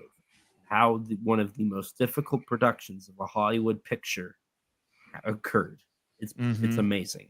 Mm-hmm. Yeah, we've spent a lot of time talking about Bruce, as we should. Yeah, and about Spielberg. I think we should talk about the cast. You want to that's what I was banger of a cast. That's what I was just about to get to next. We're on the same wavelength, sir. I know the main heroes of this is Roy Scheider, Robert Shaw, Richard Dreyfuss, and and I want to talk about Roy Scheider's character, Chief Brody is Martin Brody. Martin Brody. Did you know that Godzilla 2014 homages that? Because the father and son in that, their last name is Brody. Wow. And then Gareth Edwards is a massive Spielberg fan. Then isn't the boat they're on at the end is called the Orca? The Orca. Yeah. So yeah, and I mean Edwards has talked about how the whole like idea of Godzilla in that movie is what if Godzilla was Jaws? Yeah. With Yeah, I the think glimpses. Yeah, I think they made another film that is almost like a ripoff of Jaws called Called The Orca. Yeah. They did. John probably knows all about that. Orca's There awesome. was It's a good almost a movie. crossover with King Kong. Yeah. Yeah. There was also almost, or no, that's Moby Dick. Never mind. Yeah. Moby Dick almost crossed over with Mega Shark, which is Yes. one of the. But Roy Schneider, Brody is kind of the voice of reason in this. I think that's the whole idea, because you have the working class guy with Quint, and you have the white collar rich genius with Hooper. So he's kind of stuck in between these guys. And he's the everyman. He's trying to be the voice of reason. He's like, we need to close down the beaches, but nobody's listening to him Because he's And the things chief of the police. Yeah, he's the sheriff. And so nobody's listening to him. But one of the things I absolutely love is this little character beat that they give him where they say he doesn't like water. And yet the irony is here he is living on an island, and now he has to go on a boat to go kill a shark. And they play into that so much. It is so absolutely brilliant. Again, it is a simple character. It's a simple character thing, and it adds so much to the movie. This film is great for character study because even look Yeah. at how all three characters view the shark. Quint wants it dead. Why does he want it dead? He's Captain money. Ahab. Yeah, because he's a shark hunter. If you look at Hooper wants it alive so he can study it. And Brody wants it dead and he doesn't care. Like he just wants to get rid of the shark. Yeah, I didn't. That's what I meant. I mean, that you brought it up, Eliza. I mean, I know Brody's the chief of police. He just wants to close down the beach and wants the shark dead. And Quinn is like the same thing. He wants to go hunt the shark. He's a fisherman and he's a drunk. But Hooper, he's just a scientist shark. I mean, that he just studies sharks and he just wants to study it, and he thought this is just an animal. And but he's also very quick to point out this is a shark, and you people are stupid for not closing the beach. Yeah, and he just wants to study it. It's also really fun to see because you have Quint and Hooper who are on both sides of like their viewpoint of the shark. And then you also have both of them claiming to be experts on looking for sea life. And you get to see Quint, who's more of I've worked in this field for decades. I know what I'm doing mentality. And you have Hooper, which is I've spent thousands of dollars studying. I know textbook way, like the textbook way to hunt. And you have this really fun clash of tradition and science. Yeah, it's like I said, it's upper class and working class. The most telling scene for that is where he's like, "Oh, here, can you tie this knot like a sailor's knot?" And he actually does it. He's like, "Oh, really? You think you?" He goes over and he grabs his hands. Basically, tells like, "Your hands are too soft to be a." Yeah. That one scene he was tying them, and he's like, "Can you tie a sailor's knot?" And he actually does Hey, it. I got it. Yeah. Then he just grabs his hands like they're too soft to do this. Yeah, there's a very fun like character study to be had with these three main characters. Yeah, and I love the line that he said and he said in the beginning after he get out of bed, he's saying, "In the it's something, and I don't know what he said. It's called the cat. It's like I'm gonna go to the backyard. Look for my car. Yeah. Yeah, it's the local accent. Yeah, it's yacht and car. I know that. Yeah. Mm-hmm. And that's all to establish like location and to establish that they're also not from there. That way you don't have to have a whole scene about, oh, we moved from New York. And I mean, you have that sprinkled throughout, but like you do not get like full exposition dumps. Yeah. And honestly, I think all of these actors are great and these characters are great, but Quint might be the breakout Quint is character Yeah. in this movie because he's so incredibly memorable. Yeah, and He's like a gruff. drunk in this one. He's a bit of a drunk, but he's also really gruff. He's a tough Yes. working class guy. But then you find out later, he actually comes to respect both Brody and even Hooper, weirdly enough, because they just start hanging out. That being said, what I didn't remember from Jaws and what I didn't realize was if you watch the movie and you like analyze Quint as a character, he is not a good character. Like his character trope is kind of the villain. Yeah, he he's does it- almost like a villain in this. I mean, obviously he's like really sexist. But he's also like the whole reason he's doing it is for money. And he goes out of his way to ensure that he does not have help. He wants that money for himself. He wants to do it himself. And he begrudgingly lets Brody and Hooper on his boat. Mm-hmm. Yeah, and then as you watch and it goes on, you see how Quint continues to push them away. So much so that at the end, whenever the shark is basically not gonna they know they can't get it in the orca, Quint goes out of his way to prevent any help coming to Smashes the radio to ensure that he himself can have that bounty. Mm-hmm. But this goes back to what is my favorite scene of the entire movie, and it has nothing to do with the shark, and that is his speech about the USS Indianapolis. Yeah, I want to get to that later. I mean, but I'm just saying that is interesting because I can't help but wonder if that experience is fueling Quint at this, with this. So it's not just about the money. I feel like there's a bit of a vendetta there too. It's like it's like you tried to kill me back then. Like a shark tried to kill me back then. I was one of the survivors, so I'm going to make sure this thing's dead. So there's some pride, I think, involved in this as well.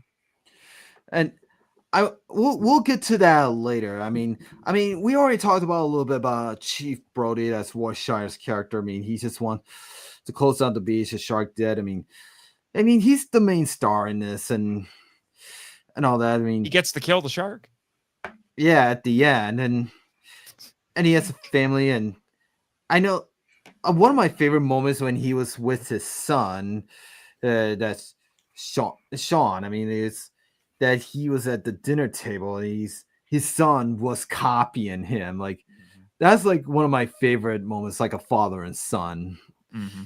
I just love that. I mean, and then after that, when Hooper came in and visited, he told him like, yeah, and I just love. Also, let's get back to Quint's and. I just love his first appearance in the scene. His first actual appearance that he scratched that chalkboard, like, and he says, "I'll catch that beast for you." Uh-huh. And I love one of his lines in that scene. It says, "This shark swallow the whole. He gets it, get the head, the tail, the whole dang thing." Mm-hmm.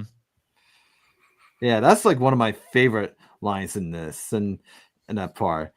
And yeah, I know he's like a jerk in this film, but he's fun and he's funny too. And I just love his singing that he says, "Well, do to their face." It's a sailor song. Yeah, I love that. It's like, and I'll never forget that. We'll get to that after we get to his speech, which we're about to go up. I remember the soundtrack of the film. From the soundtrack, there's a song called Quint's Tale that, and that Quint brought up of, I think his life tale that he was in the World War II. Yeah, that one of his sailormen is like are under attack and then just abandoned ship that just goes in the water with some killer sharks. I think that's what he's. it was the USS Indianapolis. It was a battleship. I'm looking it up right now just to make sure. But it was a battleship during World War II. It was delivering uranium for the atomic bomb, and they got torpedoed by the Japanese, and it sank in 12 minutes. So all that stuff he talked about, that's all true. Wasn't he in the military? Quint? Yeah, he Didn't- was on the ship. No. Oh, Robert Shaw? Robert Yeah. Shaw? Probably. That sounds Huh. right. I was gonna I'm say pretty sure- he's probably about the right age. I'm pretty sure that was. Yeah, I'm not why sure. I'm trying to look that up. I could be wrong. Let me see. Yeah, and I gotta be honest. I mean, I know Robert Shaw plays Quint. I mean, but Quint in this, the way his looks, the sideburns, and the mustache. I mean, he kind of almost reminds me of my uncle, who is also a fisherman, but he's not like a drunken sailor, or it's just he just reminds me of my uncle, who's also a fisherman. It does not look like he has any military service. Okay, I could have swore that He was had slightly too young to have been in World War II. maybe he was a parent or something. I could have swore I heard something about he had like something to do with the military. Yeah, I'm not quite seeing anything. Unfortunately, he only died a few years after this movie. He died in 78. Dang. yeah. I think because he has a drinking problem. Yeah, that's he had a what heart said. attack. He had a heart attack. Yeah. Because really, because I thought he died from a drinking problem. He says No. he is a because I think he meant he does drink a lot. I mean, I remember that. I think he was like, I think it got drunk one time on set. He was like, Story he told is basically what happened, and yeah, 300 only 300 crewmen were rescued, but about 1,200 went into the water, and it wasn't just sharks. He makes it sound like it was just the sharks that got them. It wasn't purely sharks, but sharks got did get them, but some of them, they said it was saltwater poisoning, dehydration, exposure. But yeah, sharks got a lot of them. There actually is a movie, I think it's called like Day of the Shark or something like that, and it's about the sinking of the USS Indianapolis and then some of the sailors trying to survive after that. One interesting thought suggestion I've heard is that because this is technically the start of a franchise, and they're like, I hope that, some people are like, let's hope they don't make another one. But I will be honest, one suggestion they said is you could potentially make a prequel about that's what I thought about of. young Quint on the Indianapolis. You can show it getting torpedoed, sinking, and then it's him and some of his fellow sailors trying to survive in the water, waiting for rescue. I was like, and then you could do some. Yeah, they Some they more should have shark made action. They're like, you know what? I think that could work. Yeah, Just well, that that was- was yeah. Well, that was the original Jaws 2, actually. When they first started like playing with sequel ideas, Howard Sackler, he didn't like the idea of just doing the same thing again, so he did pitch, let's do a prequel with Quint on the Indianapolis, just based on that whole script or that whole speech, and the studio didn't like it. They didn't think it would work. And then later, Spielberg almost did Jaws 2 when the first director didn't work out.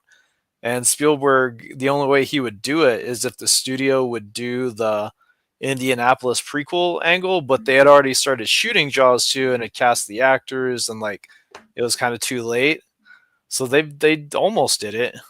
Yeah. Well, I'm just saying that is the only new Jaws Yeah. movie I would accept, would be do the prequel. Are you with telling Quint. me you would not want an adaptation of the book?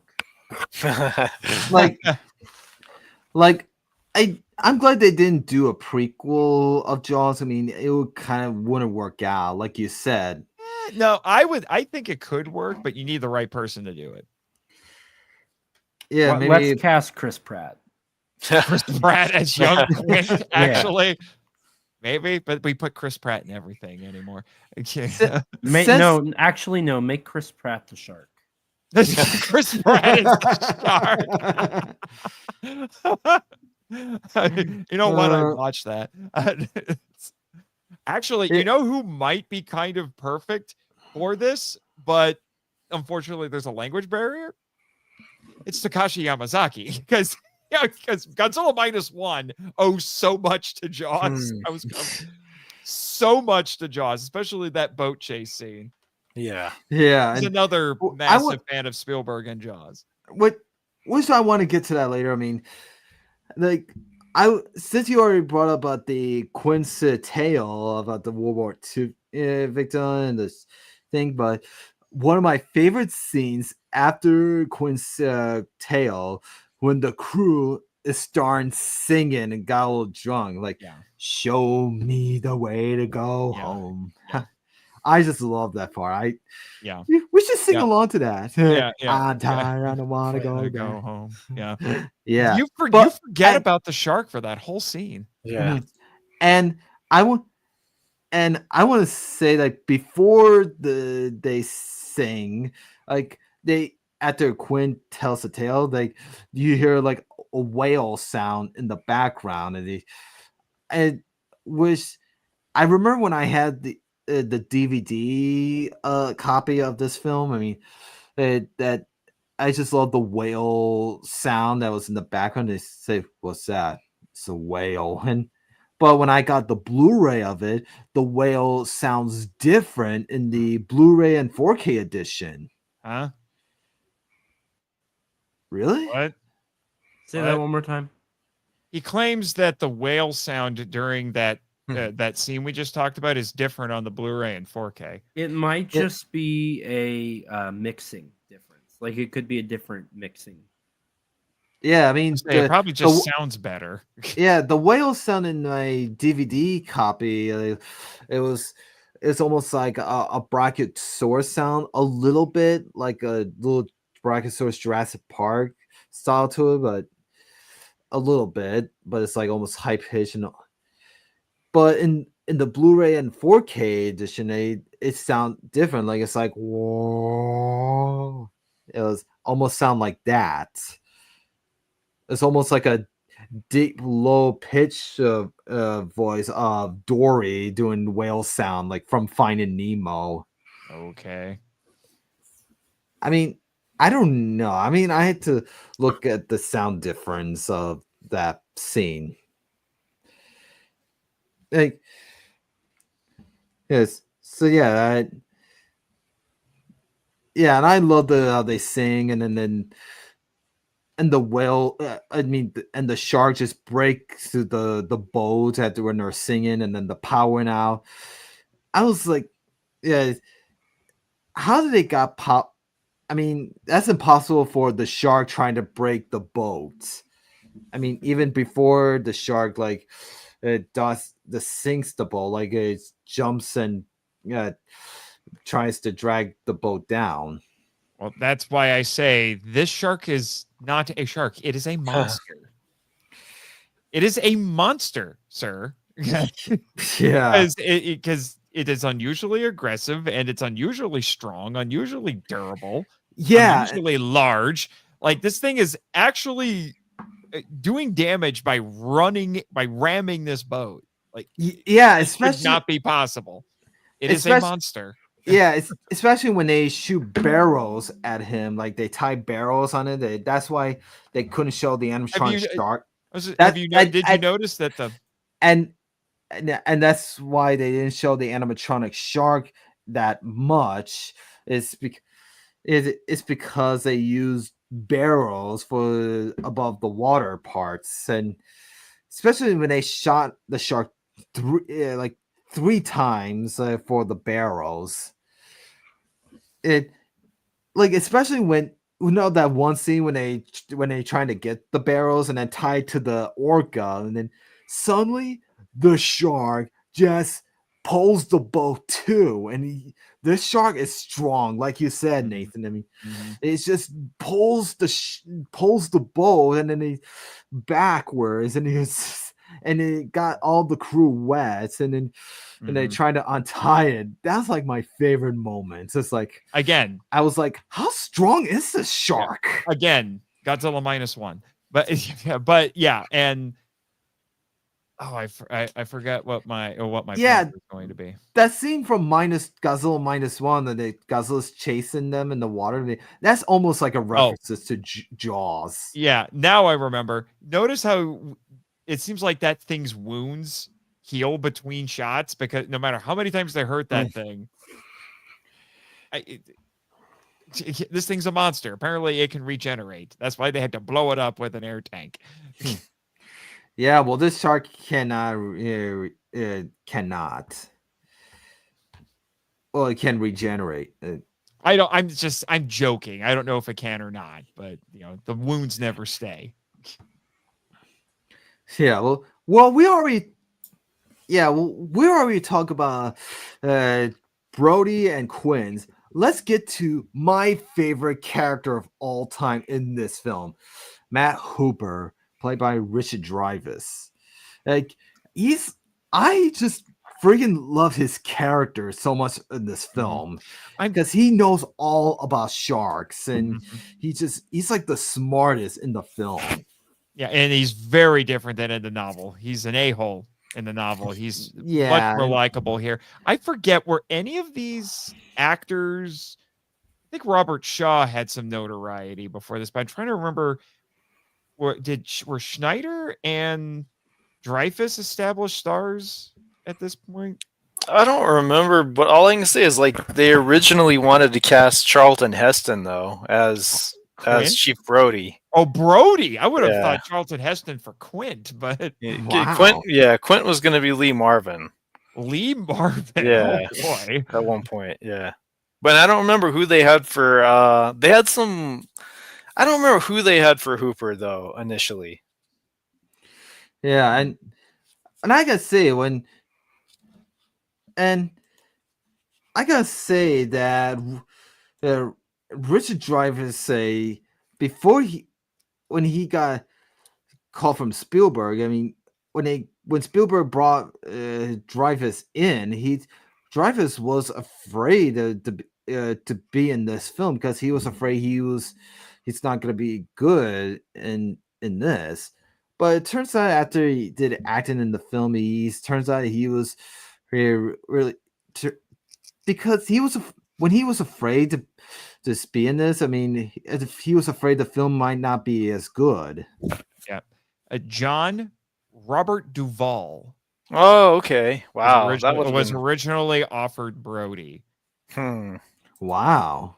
And then Charlton Heston. Okay. Yeah. So. Well, yeah. So. Oh, and Schneider was in The French Connection before this. Right. Oh. And I gotta say that I know I brought it up about that Dreyfuss was afraid because if it's doing acting in this because afraid the movie is not gonna be as good and.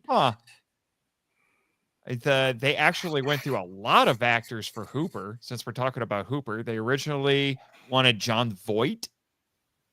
And then they had Timothy Bottoms, Jan Michael Vincent, Joel Grey, and Jeff Bridges. Wow.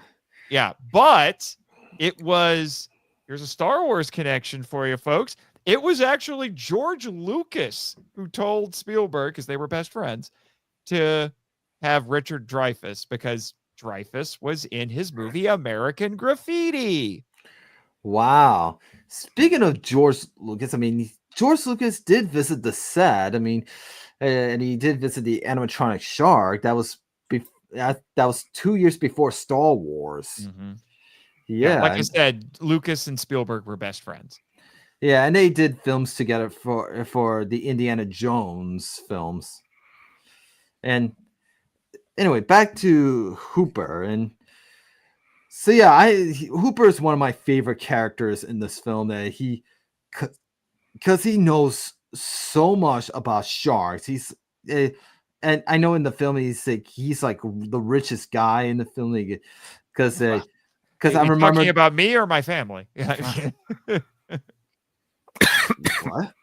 That's what he says. He's talking about me or my family when he says, "How rich are you?" Yeah, because he has this boat full of technology equipment, and when they're trying to find Gordon's, is it Gordon's boat? In the, I don't know. Oh, that dead guy, Ben Gardner, Oh, Ben yeah. Gardner's boat. Yeah. Yeah, Ben Garner's boat, and yeah, I love that boat he has with the equipment, and I and I and I love the moment when they go into the room to study the Chrissy's wounds of her arm, and then trying to study the bite marks, and I just love that scene when he was in the room to like I think he was like recording this, and he has a microphone to talk about the wounds and He's talking into a how tape recorder. yeah. Yeah, and that is a great character moment because he's clearly not used to doing autopsies on dead human bodies, and he's a little freaked out about it. Yeah, and then yeah, and I love the point when he says like after he pours water in his face, and he was like, "It was a shark." And he turns, and then it turns to the guys who caught the wrong shark that was a tiger shark. And I love the way he studies the mouth size, and then that was matched. Figure out if there were matches the bite wound of the girl's arm or her body, and it wasn't big enough.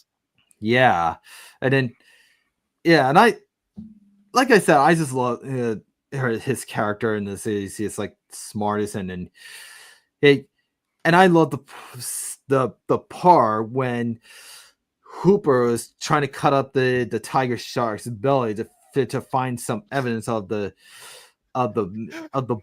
Alice and Chrissy before it was digested a little long, and the thing ate a license plate. Yeah, and because found a license plate. Yeah, because what I heard that tiger sharks usually they're more like garbage sharks. They just eat garbage. Who people throw garbage in the ocean. They just ate it. It's like how did he put it? It's like all this thing does is it eat, swim, and make little sharks. Yeah. Yeah, and I know that's I don't. And after Hooper cuts the shark all the way open, and then I don't what comes out of it is not blood, but it looks like all white. I don't know if that's like milk or I don't know what that is. You mean what they used on set? Yeah, when all the thing comes out of the sharks. I don't know. Yeah, I don't know. When I was a kid, I thought that was like milk. I mean, I was like, because it's all white and all that when it spread everywhere. When after Hooper cuts it up and pulls out some evidence that there's just a fish and a soda can and a license plate. Yeah, and I love that tiger shark. It was when they hang it up and they hang it up like for like a trophy award, but they caught the wrong shark. And I love that line when after they says, "Well, what kind of shark? Tiger shark." And I love that guy say like this, like, "Oh, what?"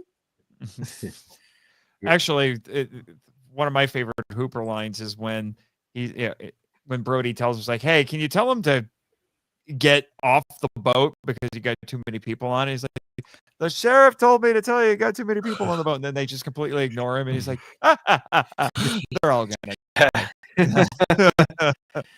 Yeah, and yeah, I want to get back to that tiger shark statue. They for like a trophy award when they hang it up. I love that when they did that because they actually did a references to that at Universal Studios theme park in Orlando. It's almost like a references of that in the film, which we'll get to that later. And Elijah, I don't know if I'm just listening. Yeah, I can't say when you did this, it's almost like you're against you there.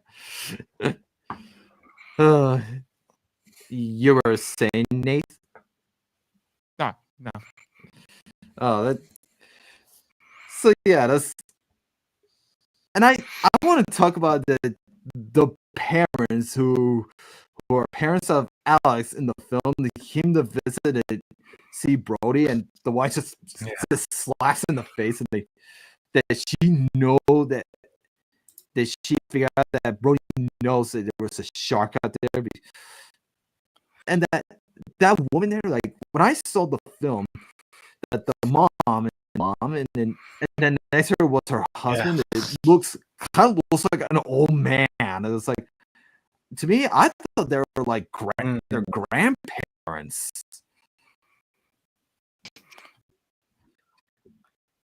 Yeah, I couldn't tell, but of the age difference of them in that.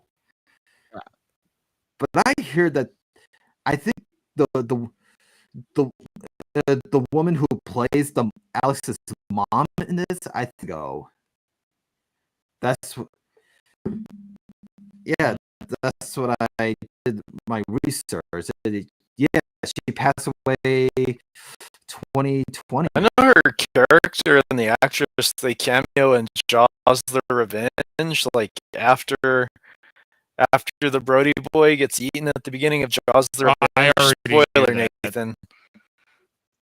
Okay, yeah. So like, yeah, Brody, but she goes to the wake for his own dead son in Jaws 4. I just thought that was like kind of interesting. Yeah, that's almost similar to that scene. Yeah. So I want to talk about the boat of the Orca. I thought that boat is cool. I thought that boat looks so cool that I don't know if they actually made that for the film, or is that a boat from real life? It's just Pretty sure it was Yeah, I made don't for know. the film. Yeah, because, and I know the boat was used for the rest of the film, like, and when the guys are going out to hunt it, and they, especially at night, when they actually stay to the ocean the whole night, and that boat does not have a single bed in it. Like, how will they sleep? Standing The boat was constructed. They made two of them for the movie. One was stationary, one was not, if I remember correctly. Yes, one had a motor, one didn't. Yeah, and the one without the motor was the one that sank. Yeah, they used to use two sets of the boats for different scenes, and I'm surprisingly that boat actually made a cameo, aka an Easter egg, in the Jaws ride at Universal Studios Orlando. Of course it would. Yeah, and what else? And I also love how I love that beautiful shot when they finally go out to sea, and they actually use the camera angle of zoom in of the shark's bone mouth, and they zoom in at the window. I thought that's like a cool shot with the music theme going on, and yeah, that's like my favorite moment. And yeah, so we already talked about the animatronic shark, the novel, the cast, the orca. I have two things left to talk about. It is the island and the ride. Okay. First, let's talk about the island of Amity Island. I hear there's a gnarly house in that island. I thought that was Amityville. The actual Amityville house does make a cameo in the movie.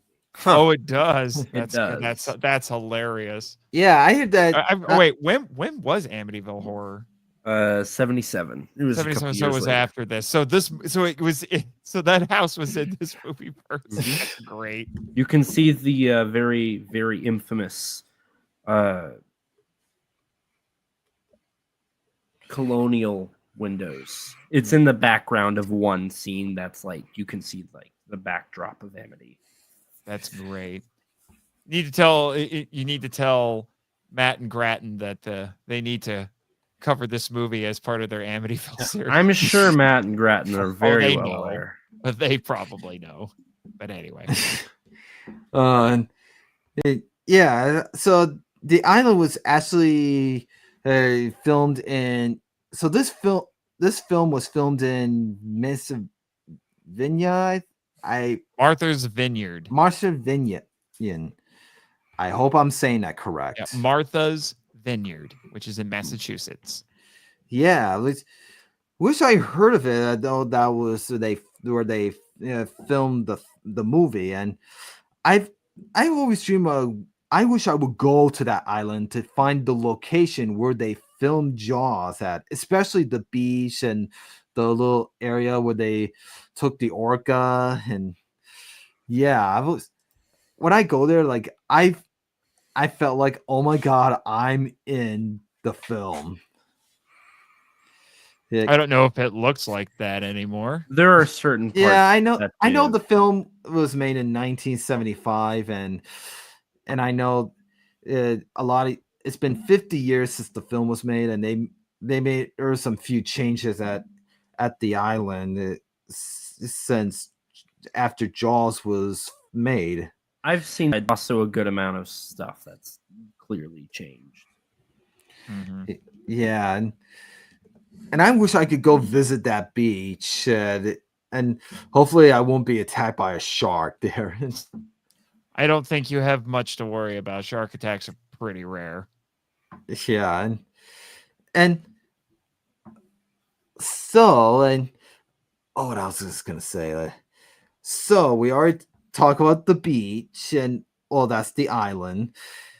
Like the one thing before we get to the ride, I mean, the one thing I remember, do you? I don't know if do you guys remember the Jaws video games, like Jaws Unleashed? I know they exist. I played the NES game. I know that you can play them. Yeah, and I actually played the Xbox version, this Jaws Unleashed. Yeah, Jaws Unleashed. Yeah, that one I didn't play. I played the NES game. I love Jaws Unleashed. It's like what I used to play this a lot when I was a kid. I remember I used to rent it at my Best Buy store. I mean, I didn't even know this game even exists. I wanted to buy it, and I got to play as the shark.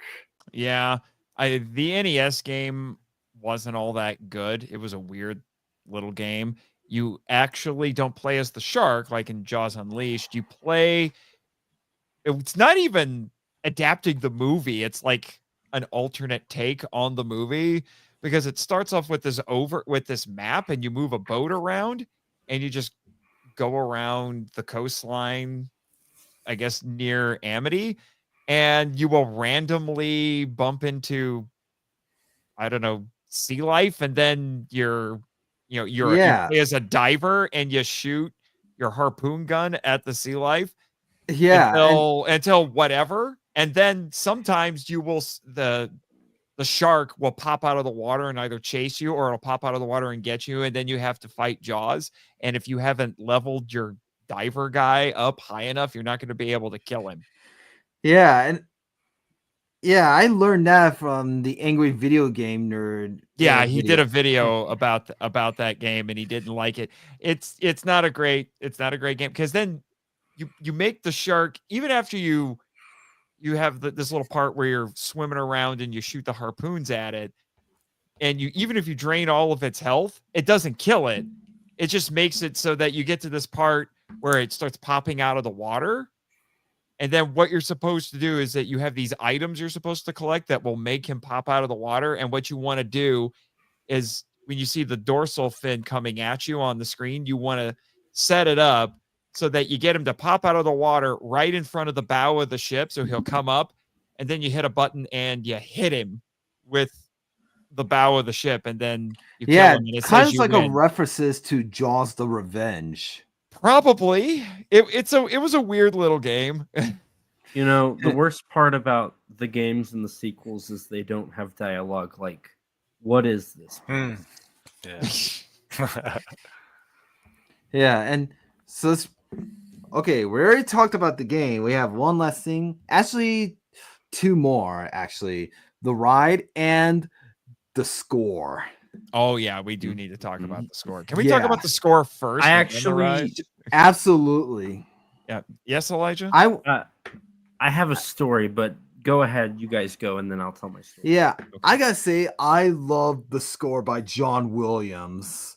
That I remember that Spielberg said that when he went to John, and he's like, when John came up with this theme for, they're trying to come up with a perfect shark theme, and I'm glad that John Williams did this. It's like a perfect theme for the Johns, because when the shark's underwater, when the shark gets closer to you, it's like, and Can anyone name and- a John? Oh, and I'm sorry, I was to say that when Spielberg heard it, that John showed it to him. I mean, yeah, Spielberg thought he was Warming up. joking, Yeah. but no, this is the theme for Yeah. the shark. 2 notes. 2 notes. Who would have thought you could play 2 notes and terrify Like dun dun everyone? Yeah, dun dun dun dun dun dun dun dun dun dun dun dun dun dun. Yeah, dun, it's dun, so dun, it's. dun, dun. Can anyone name a John Williams score that isn't iconic at this point? Like almost like every movie this guy scores is just, even if the rest of the movie's terrible, the music is great. It's crazy how good he is. Yeah, He's a doesn't little sound like he's addicted to the something. brass section, but he's yeah, and which John Williams did the score 2 times for both Jaws and Jaws 2. Now, on the topic of the score and John Williams, I must at least talk about this, because the last time I saw Jaws was not just sitting in my living room watching it on VHS or DVD, since I haven't upgraded to a more modern format. But I got to see it on a big screen. And I got to see it in a special 50th anniversary way. Something better than IMAX, something better than theaters. It was a gift. It was a surprise. And it was something that I will forever hold in my heart. My girlfriend, Haley, was kind enough. They were doing Jaws in concert at our local like opera house. That's where like all the like performance stuff is. Philharmonic. I got to witness the Jaws score performed live as the movie played, which is why I brought it the last time I saw the movie. There was an intermission because they had to stop, and it was right whenever the team was setting sail to the ocean. That's where they faded out, and they went to intermission, and they faded back in after the intermission and started performing again. Yeah, and that is incredible. The score, let me tell you, the orchestra they had, it was hard to tell that it was even being it was so like, it was perfect. It was the most like astonishing way I've ever seen a movie. Like, you could feel the dun dun dun dun dun dun dun dun in your chest. I just remember like sitting in my seat watching the screen and just like the biggest smile on my face. Yeah, and it was remarkable. It's, if anybody could ever see a movie in a like showing like that, it has to be a John Williams score. Star Wars, Jurassic Park, Jaws. So I alluded earlier to a story, and I had to bring it up. I had to bring up that amazing experience because I think I got Haley on board with liking it too with that showing. So nice work. Yeah, that's actually how they used to do movie music. You would go to a theater, and the music would be played live because the movies were silent.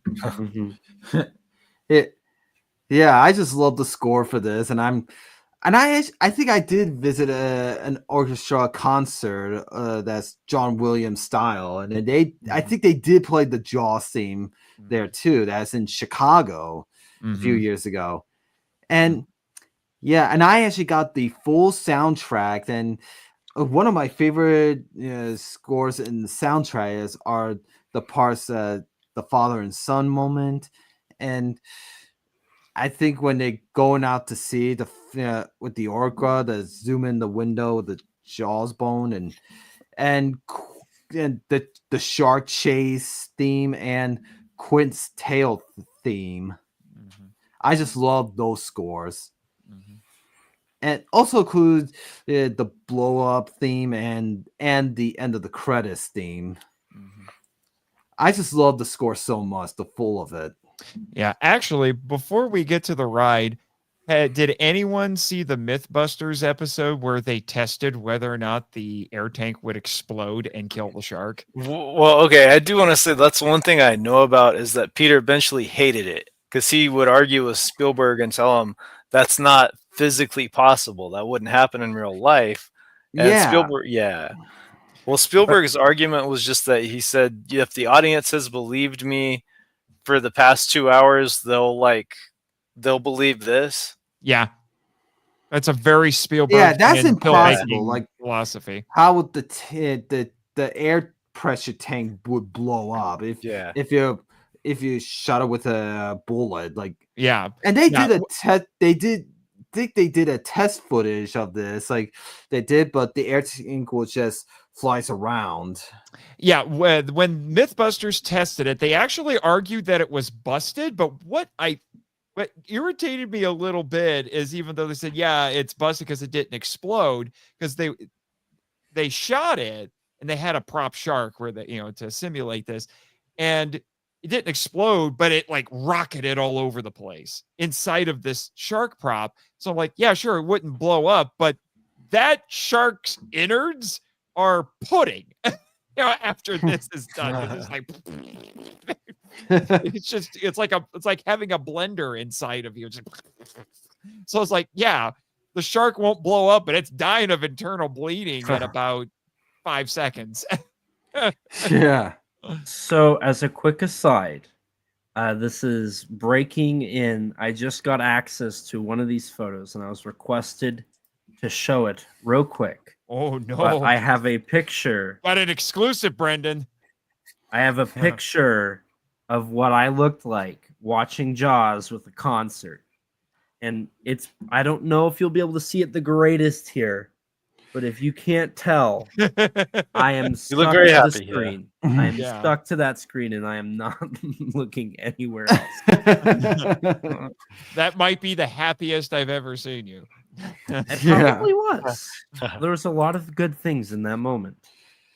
Yeah. The one time Godzilla will forgive you for being happier with somebody other than him.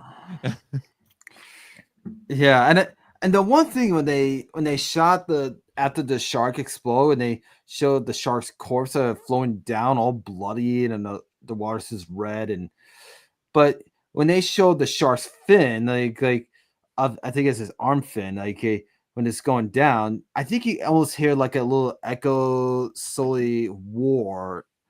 It's like, and that's like in the back somewhere in the background or the blood is swirling around.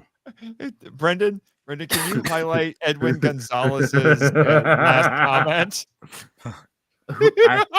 I didn't know that somebody knew. Skywatcher number 2.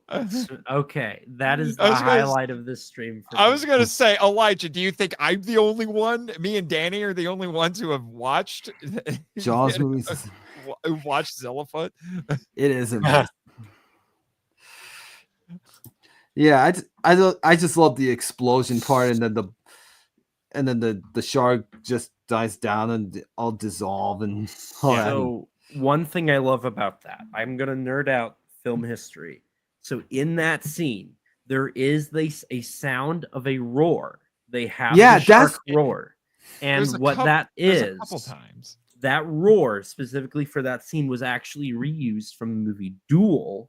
Because at the end, the truck drives off the edge of this cliff, spoiler alert, and the roar happens. And that roar is actually a stock dinosaur roar that can be heard throughout cinema history, which adds a little bit of that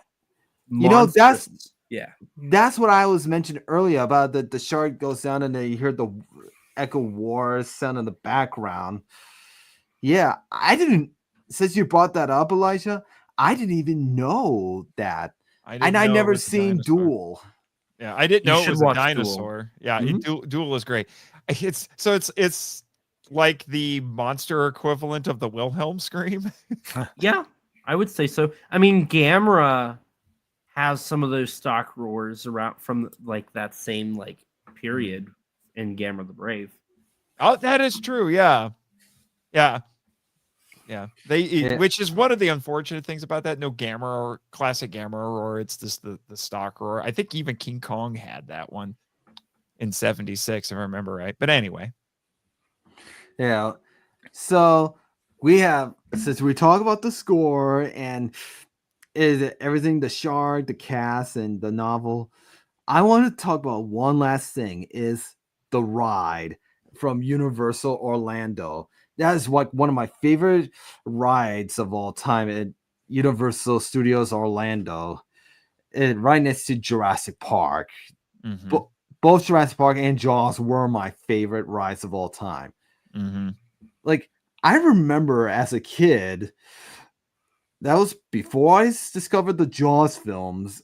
I remember that the next day after I went Islands of Adventure, I went to Universal next door, and I remember that when I go on the ride, I mean, and I was going on the boat, and I gotta be honestly, I was terrified when I was on the ride. Especially, and it still goes on over the years before it was closed down.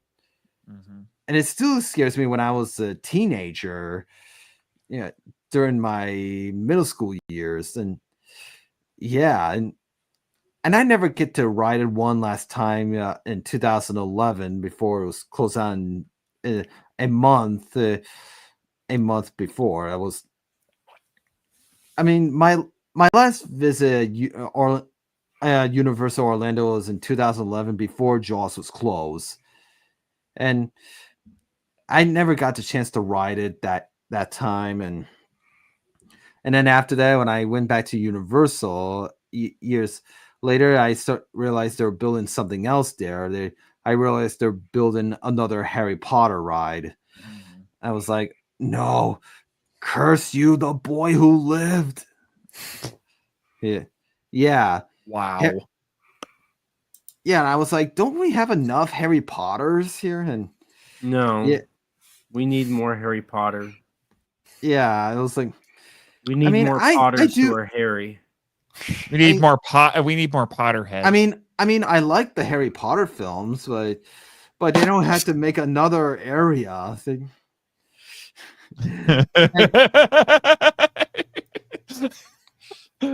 I have destroyed Elijah.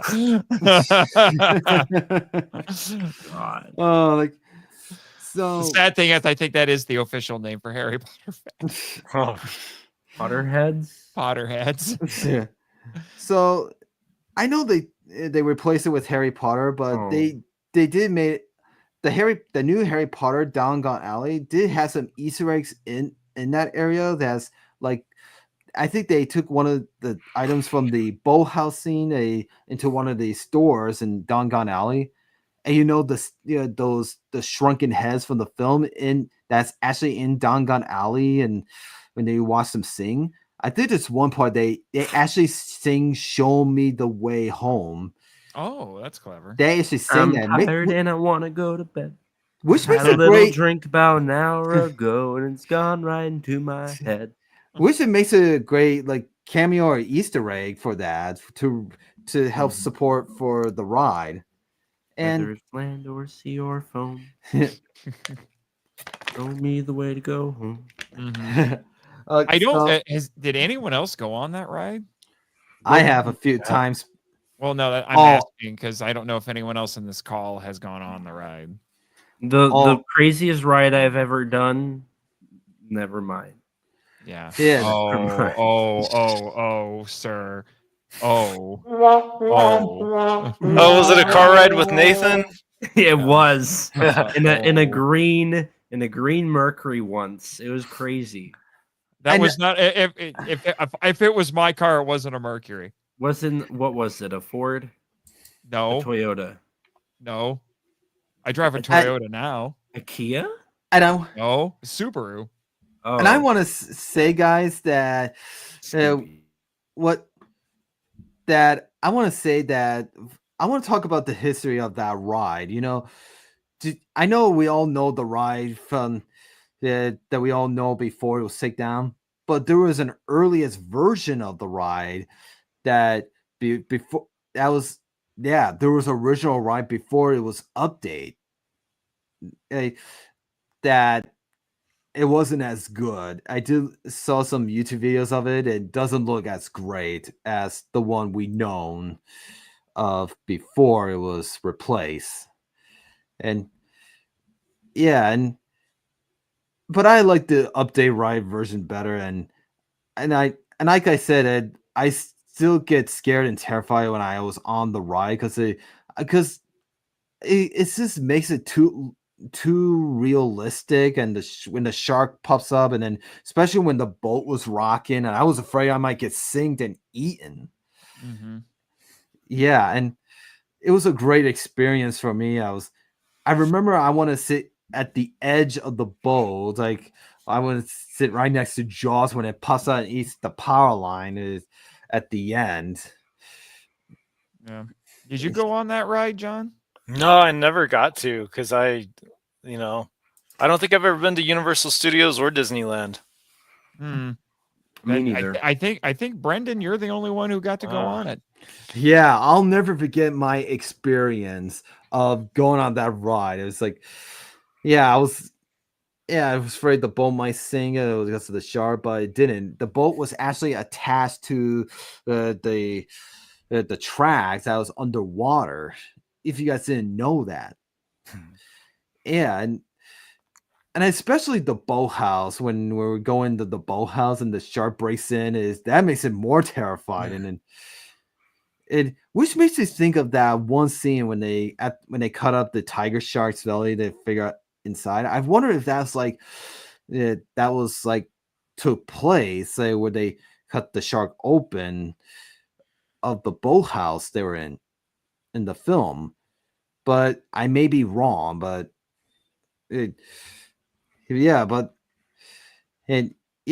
boat was the ride was when you enter the ride, it was actually called Captain Jack's Enemy Boat Tour, which it actually took place at a lagoon. Parlay. Parlay. Parlay. Parlay. Parlay. Why are we saying parlay? Parlay. Parlay. Okay, well, why are we saying parlay? Parlay. What? Parlay. Pirates of the Caribbean, dude. Oh, Parlay. Parlay. Okay. Okay, say that one more time. I'm gonna remove you guys. But anyway, so the ride and on the boat ride, it doesn't take place on the ocean. It took place on a lagoon because it's because lagoon does not have it's not a home for sharks and all that. I mean, there was a lagoon in the film. I mean, it's connected to the ocean. Tiger sharks or bull sharks. Bull sharks could be in lagoons, if I remember my shark anatomy right. Yeah, there was a shark in the lagoon on the ride, but doesn't look much like in the film took place in the ocean. It looks like it kind of looked like it took place on a lake or a river. It's like something like that. That would be a bull shark then.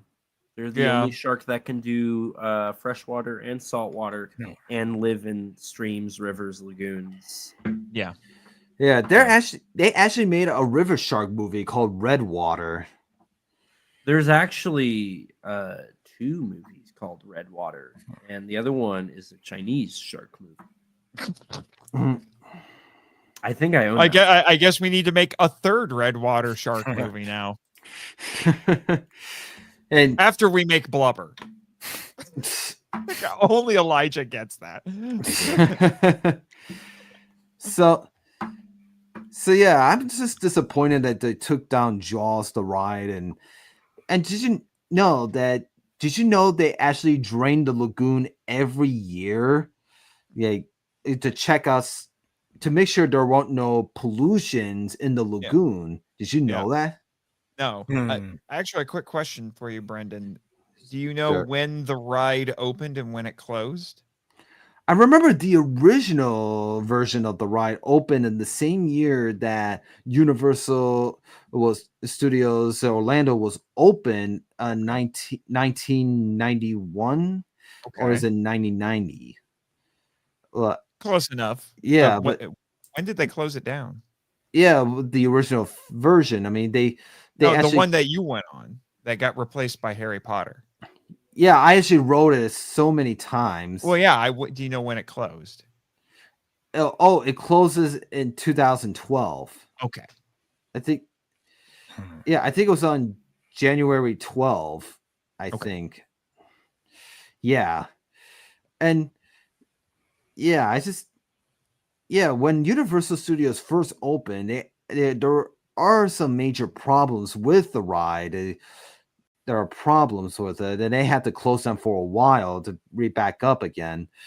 But then later, it got updated to make it better, to make the shark look more realistic, and it was a great experience for me to ride it. And they I liked how they used the ending of the ride of the references to Jaws 2 when it bites into the power line.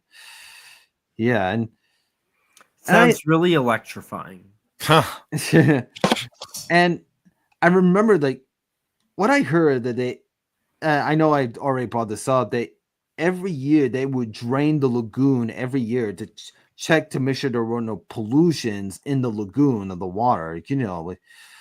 Because the part when the when the captain trying to shoot the shark, but it accidentally hits the gas tanks and it causes an explosion of fire. And I think that's why they check the lagoon, make sure because there are might be some gas leaks underneath in the water. It might cause some pollutions, and they don't want to affect the animatronic sharks. And then that's why they drain the lagoon every year to make sure. It's like they clean it out. Mm-hmm.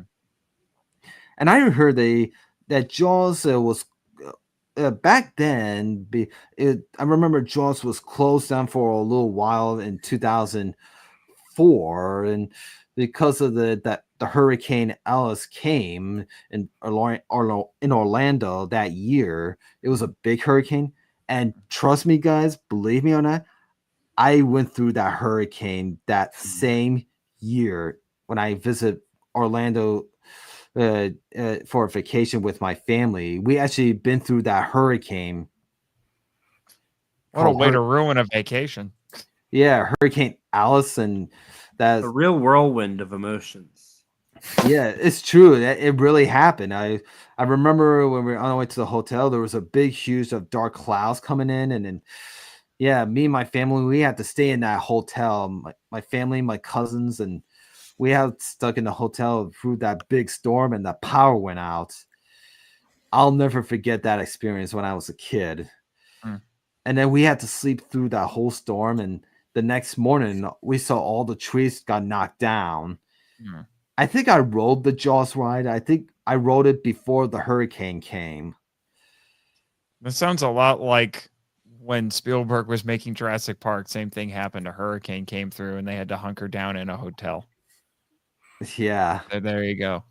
Well, here's the only good like Jaws 5 pitch I've heard, and it came from Kevin Smith. He said the concept is a hurricane hits Amity Island and it floods it, so the shark comes into town. So like you're not even safe on the island because it's flooded. That's not too bad, you Not know. too bad, yeah. I had a similar idea for I saw somebody joke. It was like after Sharknado came out, I was like, I'm waiting for Squid Nami, and that's basically my pitch for Squid Nami. It was like, oh, there's a tidal wave, and now there are giant squids in the town eating people while they're trying to wait to be rescued. Yeah, and so that's all my thoughts about Jaws the ride. So I think we just got through everything we know about the classic film and the novel and the history of Jaws. Is there any more thoughts you have about this classic film or It's a big shark. Sure. yeah, any thoughts you have? Parlay. Really? No, this is an absolute classic. This is essential viewing. I don't care if you're just a casual movie fan. If you haven't seen this, you owe it to yourself. This is required viewing. This is peak cinema. Yeah, I mean, without Jaws, we would never got into sharks or anything of it. We never had any Jaws references, and This would have this is the block. This is the first. Well, this is what made the blockbuster. yeah, this made modern cinema basically. Yeah, this is the summer blockbuster history, and I'll never forget my first how I first discovered this classic film and the sequels and my experience of the ride and I would never got into sharks if it hasn't been for this film. And this was like before this is before my Godzilla fan community. Mm-hmm. Jaws is my second fan community, and Godzilla was my third. Mm-hmm. Wait, Godzilla only ranks third? No, he said that came third. Oh, okay. You scared me. Yeah, well, Jurassic Park is my first fan community, Okay. and Jaws is my second, and Godzilla is my third. There's a Jaws fan community. I was gonna say I can't imagine. Yeah. I mean, Jaws is technically a franchise, but it's a weird franchise. Yeah, Are you Jawheads? The Jawheads. Yeah, there you go. and so yeah, so this is all I have to say about this classic film. It's one of my favorite childhood films of all time, and I can't wait to see it in theaters again next me too. month. I've never seen it in theaters, Yeah, this time in Dude. IMAX. Dude. You need to see it in theaters, John. Yeah, You I'm definitely going to. Especially IMAX, if there's an IMAX in your Or in local concert. theater. Jaws in concerts where it's at. And I hope and they said that it's going to be shown in 3D. No, I'm not talking about Jaws 3. I was gonna 3D. say no. I don't think the movie would look good in 3D. No. Well, Jaws 3 didn't look good in 3D.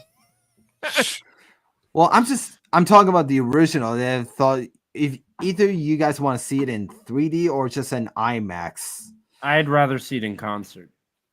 Oh, I'd rather see it in IMAX, and it will look really good in IMAX on a bigger screen and with surround sounds and But what if you could feel the sound? Oh yeah, because it's IMAX. And No, he's talking because when he saw it in concert, he could feel it.